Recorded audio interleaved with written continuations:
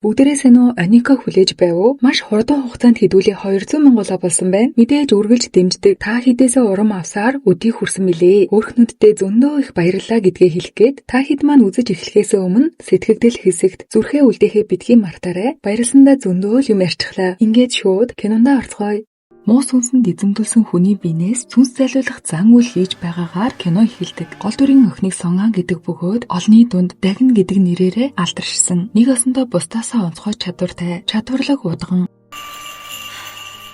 тэгээд болоогийн бүр ахлах сургуульд суралцдаг. Элдв янзын сүнс харж янз бүрийн зан үйл хийдэг учраас бусдын адил энгийн амьдрах мөрөөдөлтэй. Даанч сурлахтаа жаахан таархан өөрийнх нь талаар ихийг мэддэг хамгийн сайн найз нь Жихо. Цонгатай үргэлж хамтдаа байдгаас гадна ангийн охидууд дундаа нилээн алдартай царайлаг залуу. Охины хувьд ганц асуудалтай зүйл нь бусдад уурлах, бухимдах, ичиж зовох мөчтөө зүгээр л юу ч болоогүй юм шиг инээмсэгэлдэг. Энэ нь магадгүй бусад хүмүүс түүнийг үл хүндэтгэхэд нөлөөлдөг. Сонга өнөөдөр нилээн оройтож хичээлээ давтах ёстой байлаа. Тэр дунд байх ангийн хөвгүүн ариун цэврийн өрөө ортол гэрэл нь асахгүй. Гидсэн өвдөөд юу ч бодолгүй сууж байхад дээрээс нь ус тусалж байснаа. Хүмүүсийн айдсаар хоололдог усны аимшигт сүнс гарч ирнэ. Ингээд тэр ангидаа орж ирэн ариун цэврийн өрөөнд сүнс харснаа хэлэхэд хинч түүний үгэнд итгэхгүй. Цонгаа давтлах тарсны дараа алхаж байгаад зарлалын самбар дээр суусан сүнсийг олж харснаа. Би чамайг өдөхгүй аврах болно. Намайг хүлээж байгаараа гин тайвшруулсан янзтай хэлчихэд гэртээ ирэхэд түүнд үзүүлж харуулах гэж байгаа хүмүүс ар араасаа очрлон зогсно. Эдгээр хүмүүс мөнгө, хайр дурлал, ажил, эрүүл мэнд гэх мэт асуугаагүй зүйл байхгүй. Сонгон сүнс хардгаасаа болоод багтаа цүрхрэн уйлж сууж байхад нь түүнийг хажуугаар нь зүрсэн хинэн ч харагдаж байгаагүй. Өөрийнх нь санахыг хүсдгүй нэг дурсамж. Эдгээр олон хүмүүсийн хамгийн сүлд зогсож байгаа юм ээ. Ажийнхаа гарнаас чангаас чангатхан нэлийн хугацааны дараа ээлжин болж орж ирэхэд Сонго түүнийг хараад анхны харзаараа л дурлаж ирхэн. Гэвч нэг асуудал байсан нь нүднийх нь өмнө залуу дээш доош шалхаж харагдан. Ийм хүмүүсийн үхлэн ойр байна гэсэн үг. Эмээ ач хүмэн золгүй явдал нэрвдээд байна. Олон удаа үхлийн иргэмдээр ирж байсан учраас чамаа сахиус гуйх гэж ирлээ гэхэд Сонго түүнийг хараад амьд явхад хамгийн дээд тал нь 21 хоног үлдэж яадаг билээ гэж сандрахад залуу айж балмэгдсэн эмээгээ харж байснаа тайвшруулан гарыг нь натхан. Түүнийг нь анзаарсан Сонго хэрэг гудамжинд танихгүй хүн ганцаараа уйлаад сууж байвал чи яах вэ? Залуу тэгвэл би тэдний хажууд зогсох байх. Юу ч хийж чадахгүйж ядаж уйлахаа болох хүртэл гэж хэлсэн нь түүнийг ямар их сайхан сэтгэлтэй вэ гэдгийг Сонго мэдрэн дурлсныг хэлэхүү. Би чамайг заавал аврах болно гэтэл дайрчихна. Энэ хоёрыг гарсны дараа ээж нь гнийг хэн аврана гэж муу азгүйтлийг зайлуулцгаая гэснээ туслахаараа араас нь давс цацуулдаг. Эмээд нь ямар хэцүү байсан болоо. Сонго ээж та яаж байгаа юм бэ? Надад туслаачтай гэж гуйхад чи түүнтэй ижил хүнийг аврах гэж байхдаа юу болсныг санахгүй байна уу гэхэд урд өмнө Сонго дээр түүнтэй ижил хүн орж ирэхэд нь бас л амийг нь аварна гэж амлаад эргэн тойронд нь байх бүх сүнснүүдийг устган хаа сайгүй дагаж явж байгаад өөрөө асуулт орон амиа алдах шахаж тиймдээ ээж нь дургуйцаж түүний амийг аврахын тулд өөрийнхөө амийг эрсдэлд оруулах ёстой гин хатуу хэлсэн боловч Сонго би түүнд анхны харцаараа дурлцсан гэж хэлээд л ээж нь амаа өдүүлсэн юм шиг дуугүй болно. За ингээд дараагийн өдөр болж Сонгогийн ангид шинэ хүн ирсэн нь нөгөө хөвгүүн буюу Кёнго. Түүнийг харсан хүүхдүүд бүгд л царайлгийг гайхаж ширээгээ дэрлэж байсан Сонго харснаа хөөх гэдэл босоод ирнэ. Багш нь чи таньдах хэрэггүй? Сонго үгүй л дээ гэхэд тэгээд байнга ширээгээ дэрлэж унтдаг хүнийг царайлаг хөвгүүн хоёр хөл дээр босгоход хүргэсэн үү? Гэдэл ангийнх нь хүүхдүүд тэр чигээрээ инээлтцгэн. Сонго өөрийн зуршлаар эвгүй байдалд орсон ч инээмсэглэхэд Кёнго түүнийг энэ нөхцлөөс нь гаргахын тулд ингэр дээрх байсан тэмдгийг нь хараад нэрээр нь дуудан худлаа таньдаг мэт царайлан эвгүй байдлаас авардаг. Гэхдээ өөрийг нь бөө гэж таниагүй. Ингээд Кёнго хичээлийн эхний өдрөө тарчхаад явж байхад нөгөө зарлалын самбар дээр сууж байсан сүнс түүнийг харан ямар ч сүр сүлдгүй болсныг нь мэдрээд алах гэж дайрдаг. Гэтэл ашгүй Сонго харж тааран бушуухан гүйжирч түүнийг зогсоох гэж байгаад өөрөө оногдох гэж байхад нь Кёнго амжиж авардаг. Энэ үедээ хүзэн дээрээ шар хаван Сонгог өөрлөгөө бүр огтхон ч ойртуулдаггүй.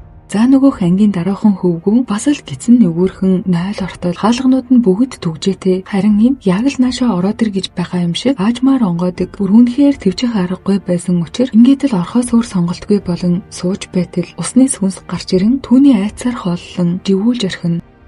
Маргааш өглөө нь болж хүүхдүүд ирэх үеэр ухаан алдсан байдалтай ариун цэврийн өрөөнөөс олдон түргэний тэрэг ирэн аваад явна. Ингээд боловгийн сонгоо Кёнгуг усанд живж үхэж байнгын зөвгөндөг. Тэгээд л манай хүн чинь найзтайгаа нийлэн хотын ойр орчмын бүх усан суурьуудыг судалдаг. Гэхдээ аль нь гэдгийг мэдэх аргагүй 100 гаруй төрлийн нуур цөрөм. Дараа сургуулийн коридорт таарснаа нүүр тулж чадалгүй сандран бушуухан хан налхтаа нойтон зүйл мэдэрдэг. Ингэж л ангийнх нь хөвгөнд юу болсныг нь ойлгон эрчүүдийн ариун цэврийн өрөө ороод хизээ гарч ирэхийг нь хүлээн суун. Удалгүй сэгсий ч гэсэн дээрээс бууж ирэхэд манай хүн чинь зүгээр ганц л үстэй тавчхан. Дараа нь ой орын сүнс болох чинь дутаа юу гэж загнаж байхад 3 хүүхэд орж ирснээ тамхи татаж эхэлдэг. Удалгүй Кёнгу орж ирэхэд түүнийг өдөж хоргоон. Усны сүнс мөн л адил түүний энергийг мэдрэн өөрийгөө хянаж чадалгүй түүн дээр очдог. Ингэж Кёнгугийн биеийг эзэмдэн сүнсэн бие нь усанд живхэд сонгаа тэсэлгүй гарч ирэн шаланканд сахиус ороод байснаа сүнстэй юута бүгднгийн чүршиж орхино. Ингэж Кёнгу усанд живхээс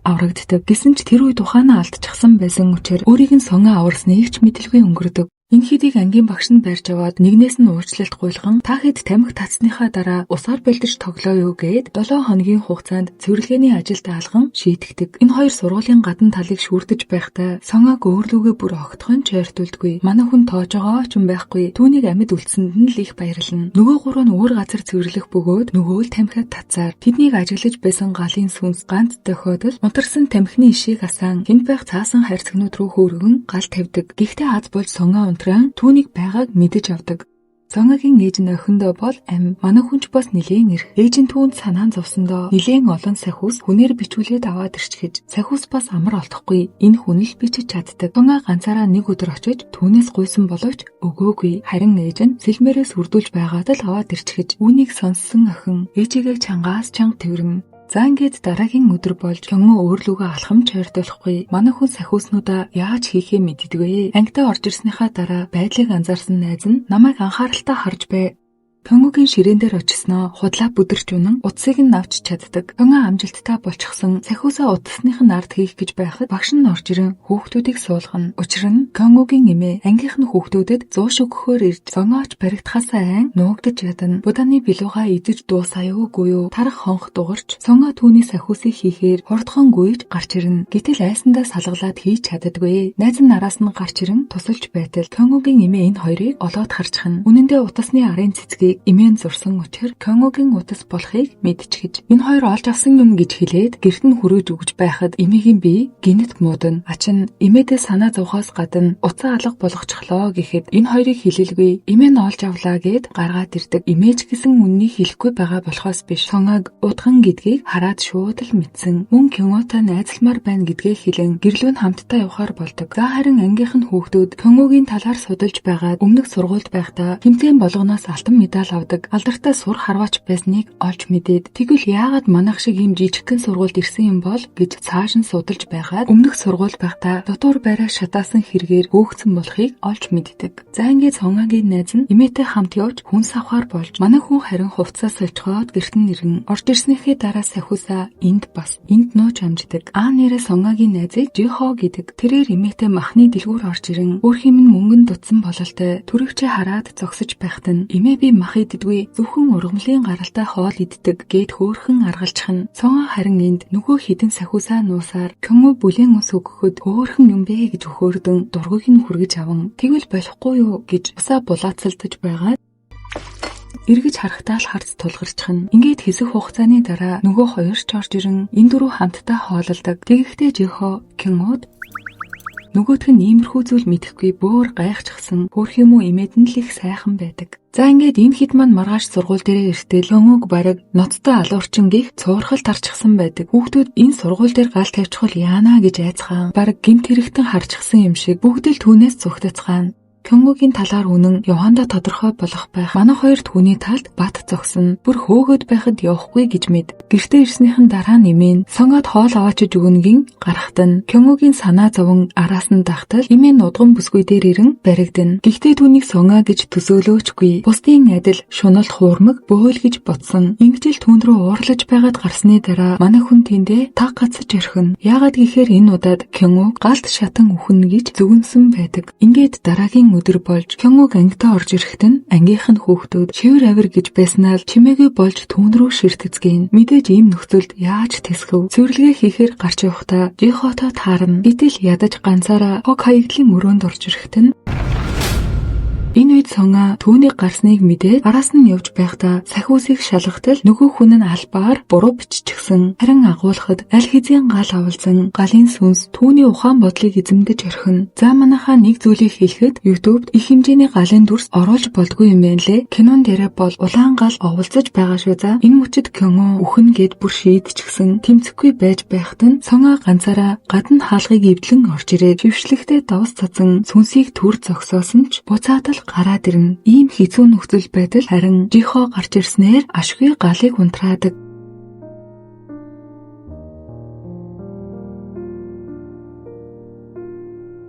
За ингээд Сонга оройн хүмүүсээ үзчихэд байж байтал Кёнгугийн имэн зочилдог. Хүүмийн чам сэтгэлээ нээхгүй байна уу? Аргагүй л дээ. Олон хүмүүс түүнийг ийм болгосон. Аав ээж нь хүртэл хүүтэйгээ харьцахыг ч хүсдэггүй. Үнэн дээр Кёнгу төрсөн цагаасаа хойш азгүйтлэр хараагдсан. Осол аваар түүнийг тойрдоггүй байлаа. Түүнийг золгүй байдлаас хамжруулахын тулд би бүхий л аргыг туршиж үтсэн. Юу ч нөлөөлөөгүй. Гэхдээ түүний инээд надад итгэл найдварыг өгдөг байсан. Эцсийн эцэст хүн хүнийхээ амьд хүрдэг хорвоо гэтэл Кёнгу өмнөх сургуультай мэдээж гал тавиагүй. Харин үргэлж алтан медаль авдаг түүнд атаархсан хүүхдүүдийн хийсэн цуурхал энэ бүхнийг мэдэж байсан тухайн үеийн дасгалжуулагч нь Кёнгугийн төлөө зогсох уу, хүүхдүүдийн төлөө зогсох уу гэж байгаад Кёнгуг орхих шийдвэр гаргажээ. Харин энэ бол одоогийн сургуулийн дасгалжуулагч ийм шийдвэр гаргасандаа харамсах болно гэж хэлэн Кёнгу дээр ирэн сур харвах багтаа авъя гэсэн боловч хүмүүсийн намайг үзэн ядахыг би твжиж чадах ч эмээ минь хараад шаналхыг хүсэхгүй байна гин татгалздаг. Дасгалжуулагч бол гандан буурахгүй. Чи хитрхи төгс юм сур харваанд яг тохирно гэсээр хоцордог. Эмээ өрөвдөлтөй хүү минь тэр хүмүүс Кёнгугаас хизээч уучлалт гуйхгүй. Хинч түүнээс уучлалт гуйж байгаагүй учраас Кёнгу өөрийгөө үргэлж буруутгадаг. Түүнийг сонсох ёстой бүх зүйлийг түүнд хэлээгүй гэж ойлгоход Сонга тайвшруулах гэж гарнаас нь барих гэтэл хөөрхөн эмээ нь аль хэзээ нас барчихсан байж шүү дээ. Миний Кёнгу одоо үнэхээр ганцаараа үлдлээ. Гэх мөчөд Кёнгу гэртээ эмээгээ тэрэн цөрхөртлөө уйлдаг. Эмээ Сонгад түүний гараас атгаж өгөөч гэж загсан байдаг. Хариуд нь ээж хүүхдээ хайдгүй адил Кёнгугийн амийг аврах болно гэж амладаг. Ингээд түүний зүг гүйхтээ Кёнгу ганц байсан од чинь байхгүй болж харанхуй болсныг би мэднэ. Гэрэл авчрахын тулд хичээх болно гин эмээгийн оршуулах ёслол руу алхан ордог. Кёнгу түүнийг оруулахгүйгийн зогсоох гэтэл би чам дээр ирээгүй эмээ дээр чинь ирж байна гэд хүчээр шахуу орно. Учир нь түүний сэтгэл санааг ямар байгаа хинээс ч илүү мэдэж байгаа учраас ингэж хадуурхаас өөр аргагүй. Мөн эргэн тойрон нь Кёнгуг отож буй олон сүнснүүд хөрхийн эмээгийн оршуулах ёслол бараг хүн ирэхгүй байснаас болоод тентхийн ажилчин хоол захиалахад хамгийн багадаа 30 хүнийхээр захиалах ёстой. Кёнгутай эрдөө 19 хүн л холбоо барьсан. Цаанаас нь заавал 30 хүний порцоор захиалах ёстой гин Кёнгуд төлбөрийг нь төлөх ямар ч боломж байхгүй. Гэсэн ч ямар тач өөр аргагүй болон яаж ийж байгаад л захиалдаг. Хэсэг хугацааны дараа эмээгийн том хүү хинэртэйгээ орж ирэн яадаг билээ ээж минь байсан бүх мөнгөө Кёнгуд зарцуулчихсан. Гайтай юмнаас болоод эцэст нь үхчихлээ. Эртгэн л ийш тийшээ явуулдаг байж ядаж зургных нь өмнө цэцэг тавьчихгүй дээ гин Кёнгуг бүр байх сух газаргүй болгоно. Гэсэн ч өөрийн буруугүй байж уучлаарай авгахаа гэхэд Сонга тэзэлгүй гарч ирэн өмөрдөг. Авгах нь бөө энд байж болохгүй гин Кёнгу руу дайрахад эсрэг талд нь сүнснүүд отож байдаг. Ингээд болоогүй Кёнгуг эндээс чирч авч гарч байхад нь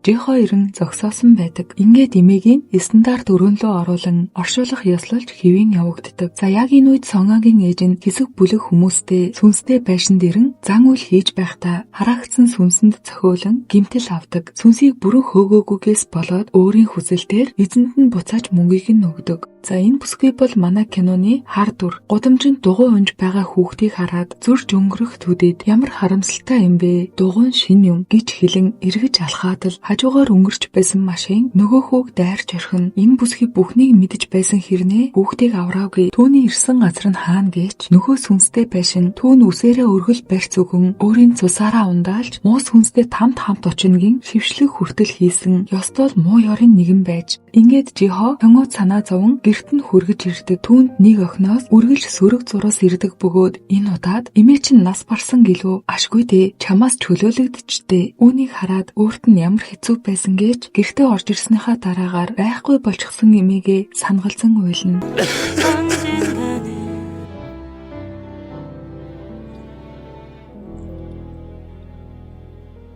Цонга ээж дээрээ яаран орж ирээд Кёнгог аврахаар тусламж гуйтал ээж нь юусоо авч хэлэлцсэнгүй. Хажууд нь байж байсан наг цагч нь юу тохиолдсныг нь асуутал Кёнгог өөрийнхөө анхны хайр гэдэл хэлчихэн хамтдаа сууцгаан нухацтай авч үзээд цонгог хайртай гэд дайраад байхаар нь тэгвэл өөрийн чухал хүнээ хамгаалах хэрэгтэй гин эртний нууц бичвэртэй судар өгдөг. Гэвч манай хүн өдөр шүнгээ оролдож байгаад ердөөл гарчгийг нь уншиж чаддаг. Гэсэн ч бууж өгөлгүй. Маргааш нь толь бичгээс хичээнгүйлэн уншихыг оролдоно. Энэ өдөр Кёнгог ирээгүйг сонсоод гэрт нь очин сэтгэл санаагийн дээрдүүлэхийн тулд хоолоо идэснүү гэж өглөн эргэж хараад л нулимсан цээлгэнэн Кёнгог битгий ийм зүйл бодооч гин таг гацна. Яагаад гэвэл энэ бол үхмээр байна гэсэн бодолтой хүний хажууд эргэлдэж байгаад нас барсныхан дараагаар авч явдаг сүнс. Ийм зүйл бодвол эмээч нь гунигтай байна. Гэхдээ шууд л гар гээд хөөн. Цонга сандран ээж дээрээ орж ирэн энэ тухайхаа хэлэхэд судрыг гаргаж ирэн түүнд амьдрах хүслийг бий болгох хэрэгтэй гэснээр Цонга өөрийн биеэр хамгаалахын тулд энгийн нэгэн цаас биш зүрх сэтгэлтэй бодит сахиус болон өөрийн бие дээрээ сахиусыг бичдэг. Ээж нь халуун дулаан сэтгэлээ ингэж хуваалцарай гин гарнаас нь барина. Цонга ээжээ заавал ингэх ёстой юм уу? Гэтэл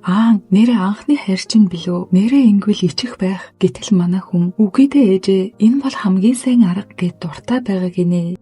За ингээд л туслах дээрээ хидэн удаа бэлтгэл хийж аваад л хичээлдээ явахад нь очтол өөрлөө нь бараг харах ч үгүй. Нөгөө сүнс араас нь дагсаар муухай амтан ойрхон явж байх шүү дээ гэснэ.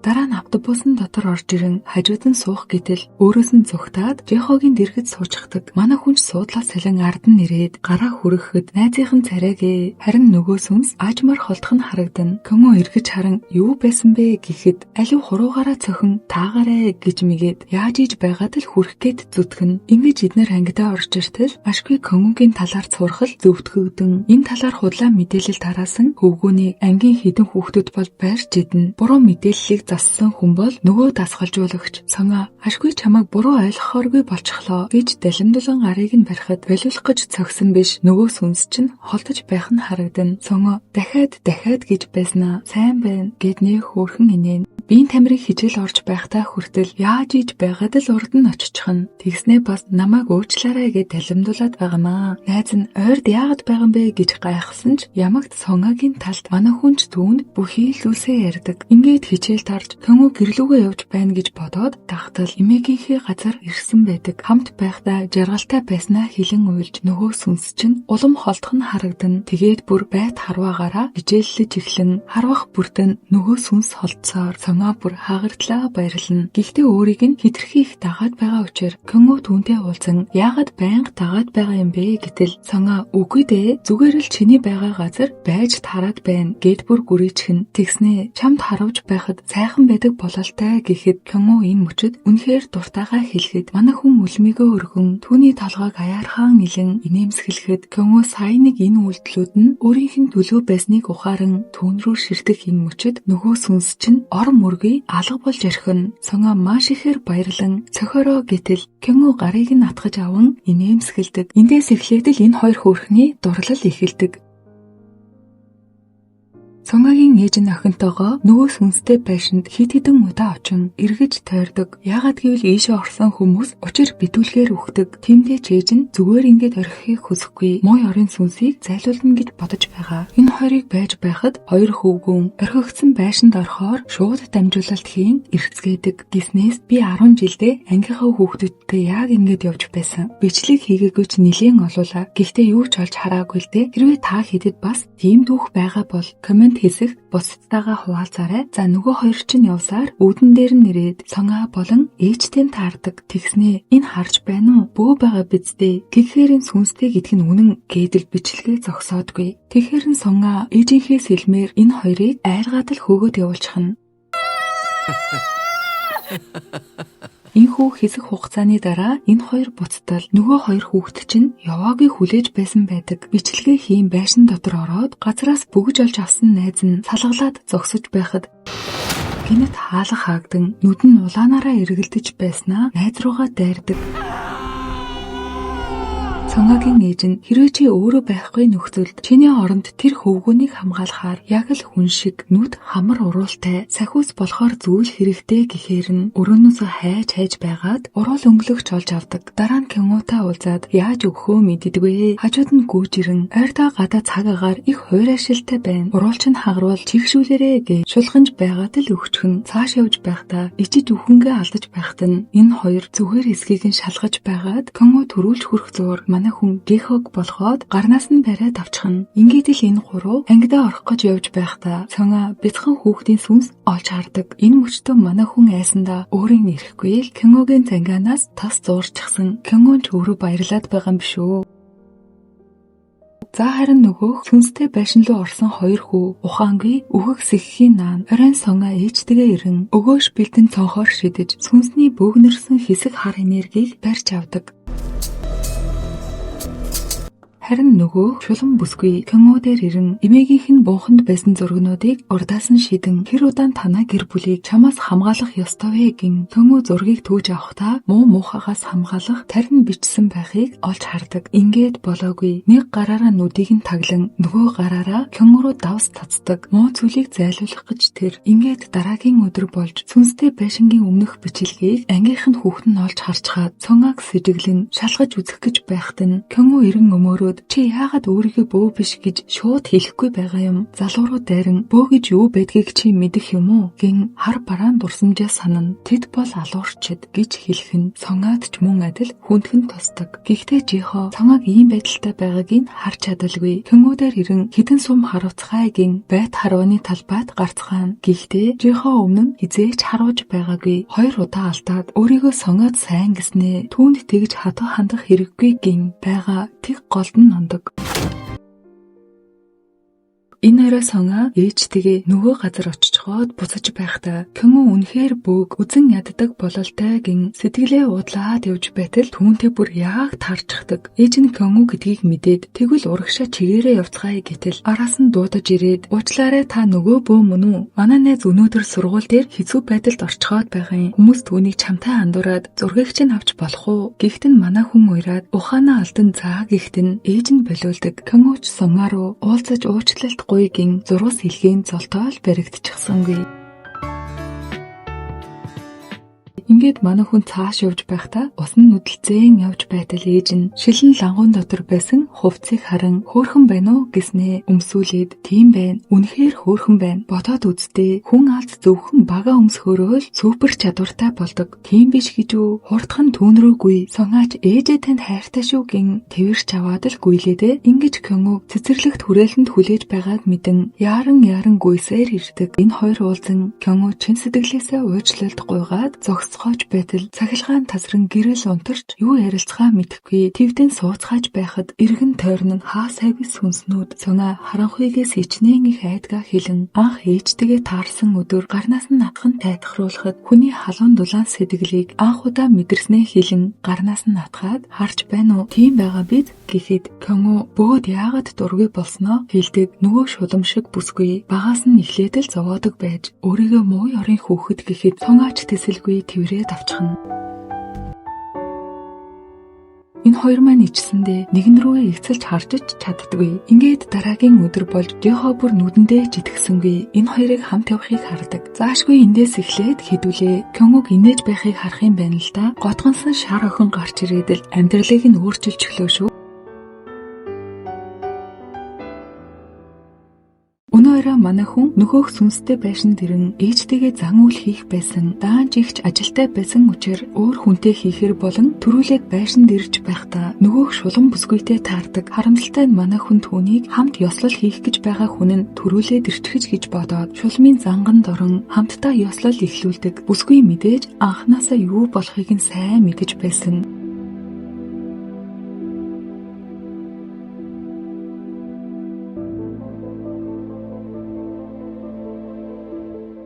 зогсох тэр агшин энэ хоёрыг хамт байхад нь Кёнгу харчдаг. Хайртай бүсгүй нь нөгөө бөө бүр үзэн яддаг хүнтэй нь хамт өөрт нь ямар санагдсныг төсөөлшгүй. Кёнуя.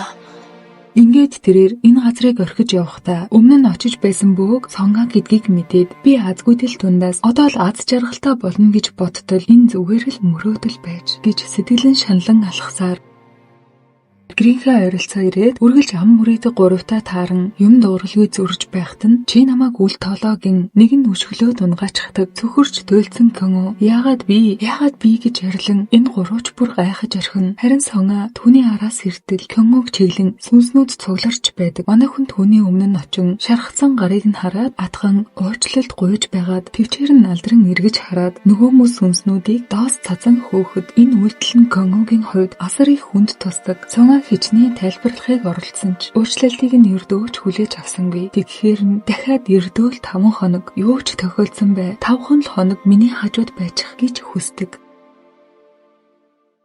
За харин ээж нь чадварлаг бөөнүүдийн хамт сүнстэй байшинд очин гаднаас нь шавж чичнэгтрэх боломжгүй. Битүү сахиуснаа битүүмжилж орхин яагаад дотогш ороогүй вэ гэхээр нөгөө шуламч нь хараалтай модон хүүхэлтэйг үүлэнд нь хатчихсан байсан жирийн хүн байтугай чадварлаг бөөч сүнсний золиос болох байсан. Тэндээ ёслолоо хийчгээд гэртээ ирэн Сонгата таарахад сүнстэй байшинд өөр бөө байхыг харсан гэдгээ хэлдэг. Яг үнэндээ нөгөө шуламтай ээж нь ямар нэгэн холбоотой байсан юм шиг байгаа юм. Сонгааг өглөөс ирэхэд нь нөгөөх сахиус хийдэг нөхөр шулмын бичлэгийг үзүүлээд өчигдөр харсан хүн чинь энэ мөн үү гэхэд эргэлзэгч үгүй толгой тохин. Нөгөө шулам чинь тэгж байгаад бас ард иргэдийн дунд нилээн танигдсан алдартай бөө ээж нь тэр чамайг айлхаагүй юу гэхэд үгүй дээ зүгээр л бүжгэлсэн нагцэгчийн дууцсан бөө нарын нэг л гэсэн залуу чи түүнд итгэж болохгүй байсан. Тэр шулам биднийг муу сүнсэнд тахил болгон өргөх төлөвлөгөөтэй байж өчигдөр дэмэл олон хүнийг цуглуулсан юм. Тэр байтугай тэр шулам аль хэзээ өөрийнхөө амьдралыг хүртэл сүнсэнд тавьж өгсөн гин Сонгад бүхнийг тайлбарладаг. Ингээд манай хүн сургууль дээр ирэн энэ хоёр хоорондоо дуурахгүй ч Сонга холоос хамгаалсаар тарамжгүй харилцаатай байгаагийн жихохоос гадна ангийнхан хүүхдүүдэд хилтгэн мэдэж байлаа. Сонга завсарлагаанаар нөгөө хоёрыгоо чихэн холгүй дээвэр дээр гаргаж ирэн тийм ээ яг үнэндээ би бөө бичлэгэн дээр гарч байсан хүн бол би мөн 8 настайдаа авшиг хүртэж түүнээс хойш бөө болсон. Би жирийн нэгэн оюутан болохыг хүсдэг учраас үүнийг нуусан. Тэглээгээд хүмүүсийг хуурч мэхэлж байсан удаагүй. Би үнэхээр Кёнгу чамтай найз болохыг тэгээд л бөөг үзэн яддаг чамд үннээ хэлж чадаагүй. Худлаа хэлснийг маань уучлаарай. Кёнгу өөртөө найзлсан шалтгааныг нь асуудал байдалд орсон байхыг нь харсан жихо Сонгагийн өмнөөс бид хөссөн хүнтэйгээ найзалж болно. Шалтак хэрэгтэй гэж үү гэхэд тийм тэр тусмаа бөөгийн хувьд гэж хэлээд л Кёнгу яваад өгнө. Жихо чи 21 хоногийн турш хамгаалахын тулд ойр байгаа гэж хэлж болохгүй гэж өө гэхэд Сонга тийм ээ санаатаагаар нөхрөлсөн нь үнэн гэхэд Кёнгуг амьд байхад ердөөл 5 өдөр үлдсэнийг жихот хэлдэг. Тийм учраас найзын хувьд зүгээр суухыг хүсэлгүй. Кёнгутай илүү дотн байж хамгаалахаар болдог. Хажуухан талд нь нэгэн ихч хогийн савхан хүүхдээ хайгаад байдаг. Ээж нь бололтой гарыг нь натхан энд байхгүйг нь тайлбарлаж байхад нөгөө бүсгүй чинь Сонгогийн ангийн хөлөндөө сүнстэй хүүхдийг дагаад л араас нь гүйчихдэг. Охиныг барьж аван үстээд миний хүүхэд хаана байна гэж орлон нөгөө хэд арай гэж салгасан боловч хүмүүсийн орилох чимээнээр бяцхан сүнс сэрчгдэг. Гэхдээ ямар ч муу зүйл хийж чадахгүй. Хэсэг хугацааны дараа нөгөө бяцхан чинь Кёнгуг хараад айгаад байхаар нь манай хүн аргадах гэж нилээн оролдоно. Болохгүй болохоор нь Сонга Кёнгу дээр гүйж очин сахиусаараа муу энергийг нь дарах гэж гарыг нь натгатал нөгөө сүнс чинь чанга орилож уйлж байснаа түүний энергинд Кёнгугийн барьж байсан аюул хавархад Сонга энэ мөчөд нэг л зүйл буруу байгааг анзааран өөрийн биеэр ангийнхаа охиныг шалгаж үзэхээр гэрт нь хамт ирсгээдэг. Ганцаараа байх бөгөөд өрөөнд нь ортол хачин жигтэй цуглуулгатай. Тэрнээс гадна сонин байсан зүйл нь бяцхан сүнс тэнд байх нэг хүүхэлдээтэй улаан уцаар холбогдсон. Тэгж Сонга охинтой биш үүнд хорогдоод л байгаад байна гэдгийг нь мэдэж авдаг. Дараа нь манай хүн чинь энийг надад зарчих гээд хичнээн гуйгаад ч ангийнх нь хүүхэд өгсөнгүй. Шүн дунд охин хүүхэлтэйгээ тэрээд унтаж байхад нь бяцхан сүнс чарлан уйлснаар түүний бие нь тавгайтаж эхэлдэг. Дараагийн өдөр нь чинэн зогсохгүй ангийнх нь хүүхдүүд тэр чихдээ толгой нь асар хүчтэй хатгаж өвдөн. Кёнгуг харсан хүүхэд илүү ихээр чарлан өчигдрийн гимтсэн гарны цус нь өөрөө шүүрч байснаа Кёнгу эмчтэр очих гээд гарах үед нь нөгөө хүүхэд чинь Дараа нь энэ хэд номын сан сууцгааж байхад Сонгоо хүүхдийг уйлахаас нь өмнө Кёнгүүдээр ирэн гарыг нь барих гэж байтал тэрээр шившлэгний талаар анзаарчихсан. Сонгог барьж аваад чи ийм байдлаараа шившлэг хийж байсан бидтэй гэх үед нь нөгөө бацаан жирлэж номын тавиурууд нуран Кёнгө өөрийн биеэр Сонгог хамгаалан өөрөө тавиурт цохиулаад газар ундаг. Гэтэл хүн сахиус хүртэл өөрийн гисэн хугацаатай энэ мөчид Сонгоо бүр мөсөн алга болсныг нь мэддэг. Кёнгө эмнэлэгт хүргэгдэн ухаан орох үед нөгөө сайхан сэтгэлтэй дасгалжуулагч нь эмнэлгийнхэн төлбөрийг төлдөг. Харин Сонгоо үүнээс хойш сахиуст анхаарлаа хандуулах биш өөрийн хүч чадалдаа итгэхээр болдог. Энэ арай манай хүн дээр үйлчлүүлэхээр ирсэн хүн нь жирэмсний сүүлийн сардаа зулбсан нөгөө бүсгүй. Тэгээд л хөөрхий хоосон тэрэг түрээд явдаг болчихож өөрийнх нь сэтгцийн асуудлаас болоод хүүхэлдэйгээ хүүхэд гэж боддог. Даанч тэр нь алга болчихсон гэхэд Сонгоо энэ бүхнийг холбоотой юм байна гэж ойлгон энэ ирчээрээ бөөгийнхөө хувцастай ангийнхаа охиныг дэрдэг. Ингээд шулуухан бүхнийг хилэн ашгүй хүүхэлдэйг түүнээс авахар болдог. Энэ бяцхнаа нэр үнэхээр өрөвдөлтөө юм аа. Сонгоо тэрсээр гэртээ ирэхэд жихоо хүлээж байгаа дуулсан. Түүнийг ингээд хорвоогоос явуулахыг хүсэлгүй. Өөрийн биеэр хүн сахиус болохыг хүсэж байгаагаа хэлдэг. Ёстаны хөөхөн хоёр золиг шүү. Кёнгог аврахын тулд чадах бүхнийг л хийцгэн. Нэг нь бөө болж нөгөөх нь сахиус болвоо. Нүд хамар уралтай зүйл өг гэсэн учраас өөрийн ганц хайртай тоглоомноос өөр юу ч хайгаад олоогүй болохоор түүнийг хүртэл Кёнгод өгдөг. Тэгээд бас зүгээр байхгүй тэрдэг. Ингэж түүний сэтгэл санаа арай дээрсэн бололтой гэрээ янзалж хэдэн өдөр зүлгэж байгаад зурган дээр байх сахиусыг арилган амьдралд арай л идэвхтэй болдог. Сонгоо бяцхнааг ээжд нь хүргэх гээд хаас айгуул түүнийг хайн. Олдохгүй нилийн хайн арай гэж олтол Кёнгө хогоо хаяхтаа бүсгүйтэй таран юу ч хэлэлгүй хажууд нь зогсон. Яг л Сонгоод хэлж байсанчлан үнэхээр энэ эмэгтэйд хантай санагдан Кёнгог хараад дуугүй болдог. Сонгоо тэднийг ажиглан Кёнгог орсны дараагаар бүсгүйдээр очин тэрийг хардаа гэж хуурч байгаад хүүхэлтэйг нь тэрэгэн дээр нь тавьчихдаг. Харснаа ээж нь чамаа хичнээн хайсан гэж бодноо. Чи хөөхөн юм аа гэдэл бүвээлдэг.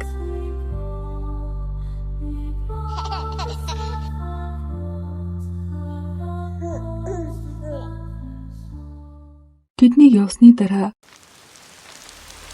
Сонгоо хогийн савнаас Кёнгод өгсөн уруул өнгөлөгчөө хардаг. Кёнгө би чиний жинхэнэ найз биш байсан ч энэ бүхэн хуурамч байлаач миний зүрх өвдөөд байна гин асгартлаа уйлдаг. Гэтэл ард нь Кёнгө шүхэр бариад л зогсож байдаг.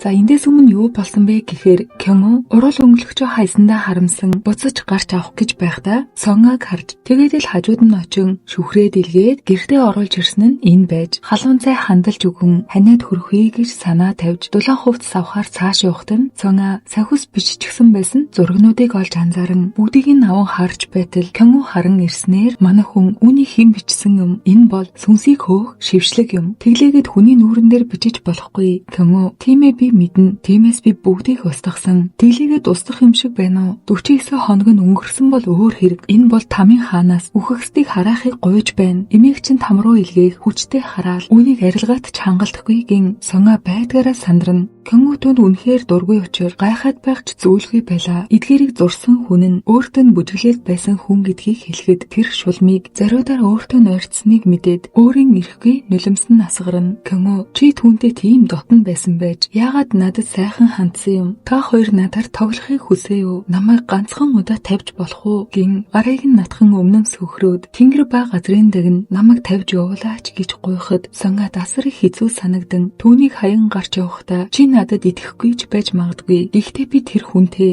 анх удаага хаягдсан байшингийн өмнө танилцж байсан хин нэгнээр тоглож зовоох бодол надад огтхон ч байхгүй гэж хэлэн гарч явна.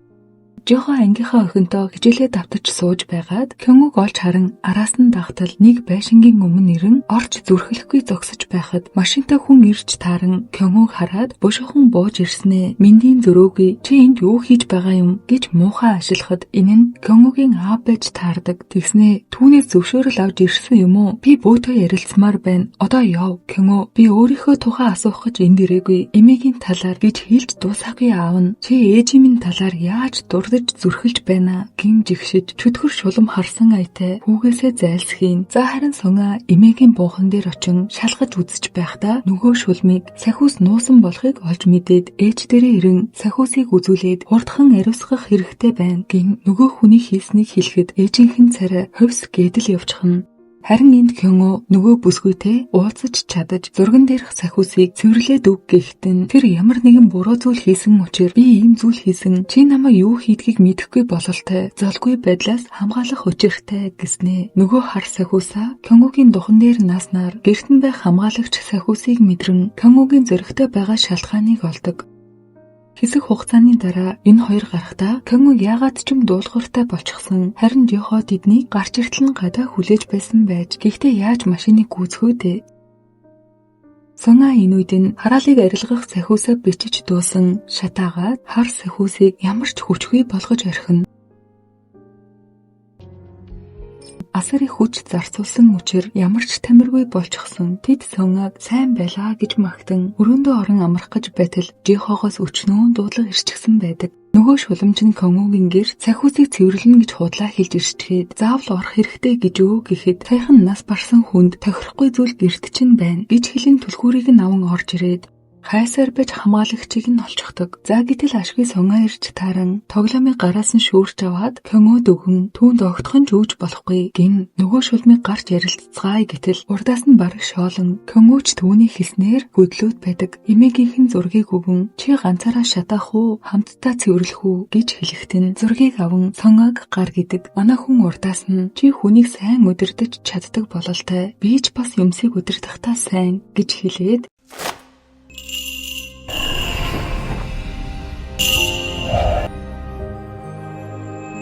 шулан бүсгүй айсандаа гарч ярилцахаар болдог. За гэтэл сонин зүйл болж Сонгагийн ээж нь хараалтаа ус руу гараа дүрэн зүг гаргаж ирээд хажууд байх залуу нь миний бодож байгаа зүйлийг хийх гэж байна уу? Ийм зүйл хийж болохгүй гин хичнээн хоригсон ч энэ нь нэг осондоо хараалыг өөр хараалаар сөрөх. Нөгөө залуу хүчээ хар зүйлд ашиглахдаа бурхнаас айхгүй байна гэж гэсэн ч Сонгагийн ээж хариуцлагаа нэгэнд хүлээхээр шийдчихэж шуламд бул шуухахын тулд би өөртөө ч нэгийг ухах ёстой гин өөрийн цустай цаасыг шатан хараалтай ус руу хамт хийдэг.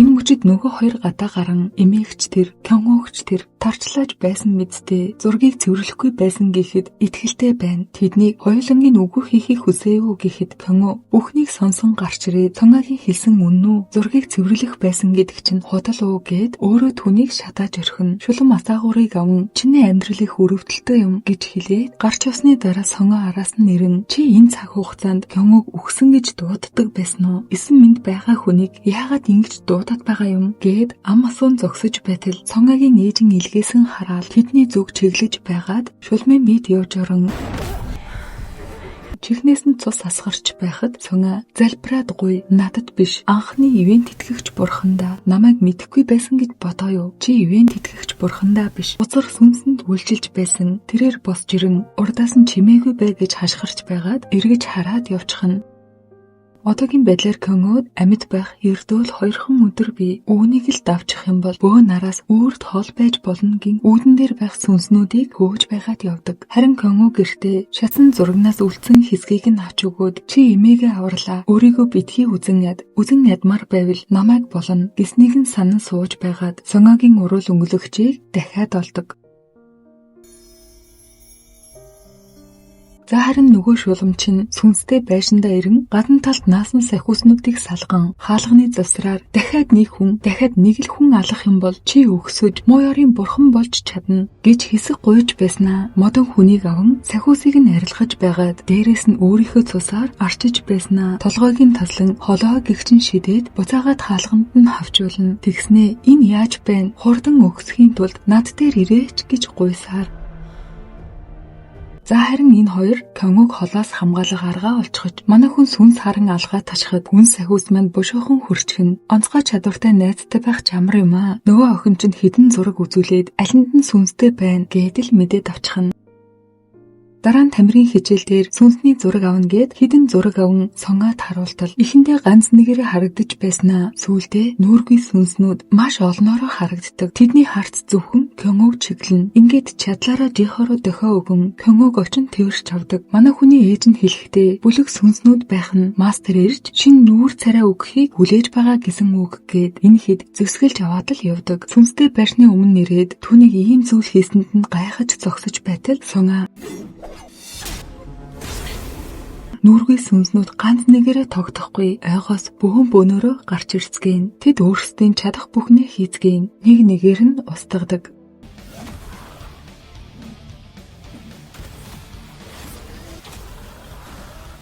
Дахин ийм зүйл болгохгүй тулд тасарсан толгойг олох хэрэгтэй болдог. Жихоо найзгаа хамгаалахын тулд чадах бүхнээ л хийн. Яаж иж байгаад л өөрт нь ойртож чаддаг. Өнөө орой энэ хоёр хамтдаа хичээлээ давтацгаан. Дууссныхаа дараа Жихоо түүнд хүч өгөх гэж байсан биш. Хэтэрхий ойртоод өрөөнөөс нь хөөгдвөө.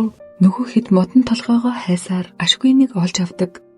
За харин бяцхан Сонга маань багасаа л их л чадварлаг бөө байсан. Түүнийг мэдхгүй хүн цөөн, эрдэг хүмүүс жолон, гэтэл харамсалтай нь төрсөн эцэг их нь мөнгөний төлөө охиноо ашигладаг байсан. Ингээд болоогүй. Сахиусаа ойлгохтойхон бичгэн олон сүнстэй өрөөн рүү оруулан бяцхан охиныг үргэлж тамалдаг байхад нь нэг өдөр Сонга гадаа суун би сүнс харахыг хүсэхгүй байна гэж уйлж байхад нь одоогийн ээж нь анх тэр мөчөд хараад л өөр дээрээ аван эцэг ихийг нь мэдрүүлээгүй хайрыг түүнд өгчээ. Гэвч өөрийг нь бөө гэдгийг мэдсэн ангийнх нь хүүхдүүд бөөгийн бүгд нийлэн дээрлэхэж эндээс нь болоод л одоогийнхоо ангийнхаа хүүхдүүдэд хэлээгүй юм байна. Бяцхан хэрнээ энэ их хүчийг гарган юуч болоогүй юм шиг гараа зүсэн нөгөө мөн модон сахиусыг буцааж хадан дуусгах энэ хоёр түүгээр маш их бахархна.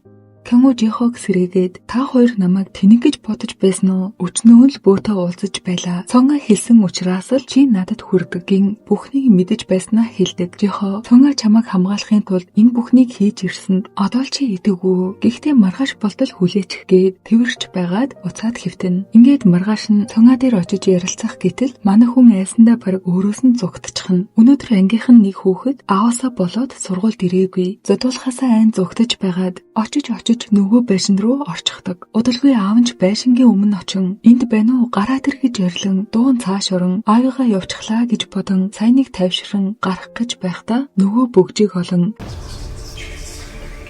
түүнийг үргэлж дагдаг нохооны сүнс Сонгагаас ирэн тусламж гуйдаг. Манай хүн байгаа газарт нь ирээд орох ёсгүй ч гэлээ. Түүнийг аврахын тулд өөр сонголт байсангүй. Өөрөө өөрийнх нь хоолойг боолгож Сонгоо тавиулах гэж ядаж байхад гинэт харанхуй болон өмнө нь Кёнгог яг л өөр хүн шиг аашлана.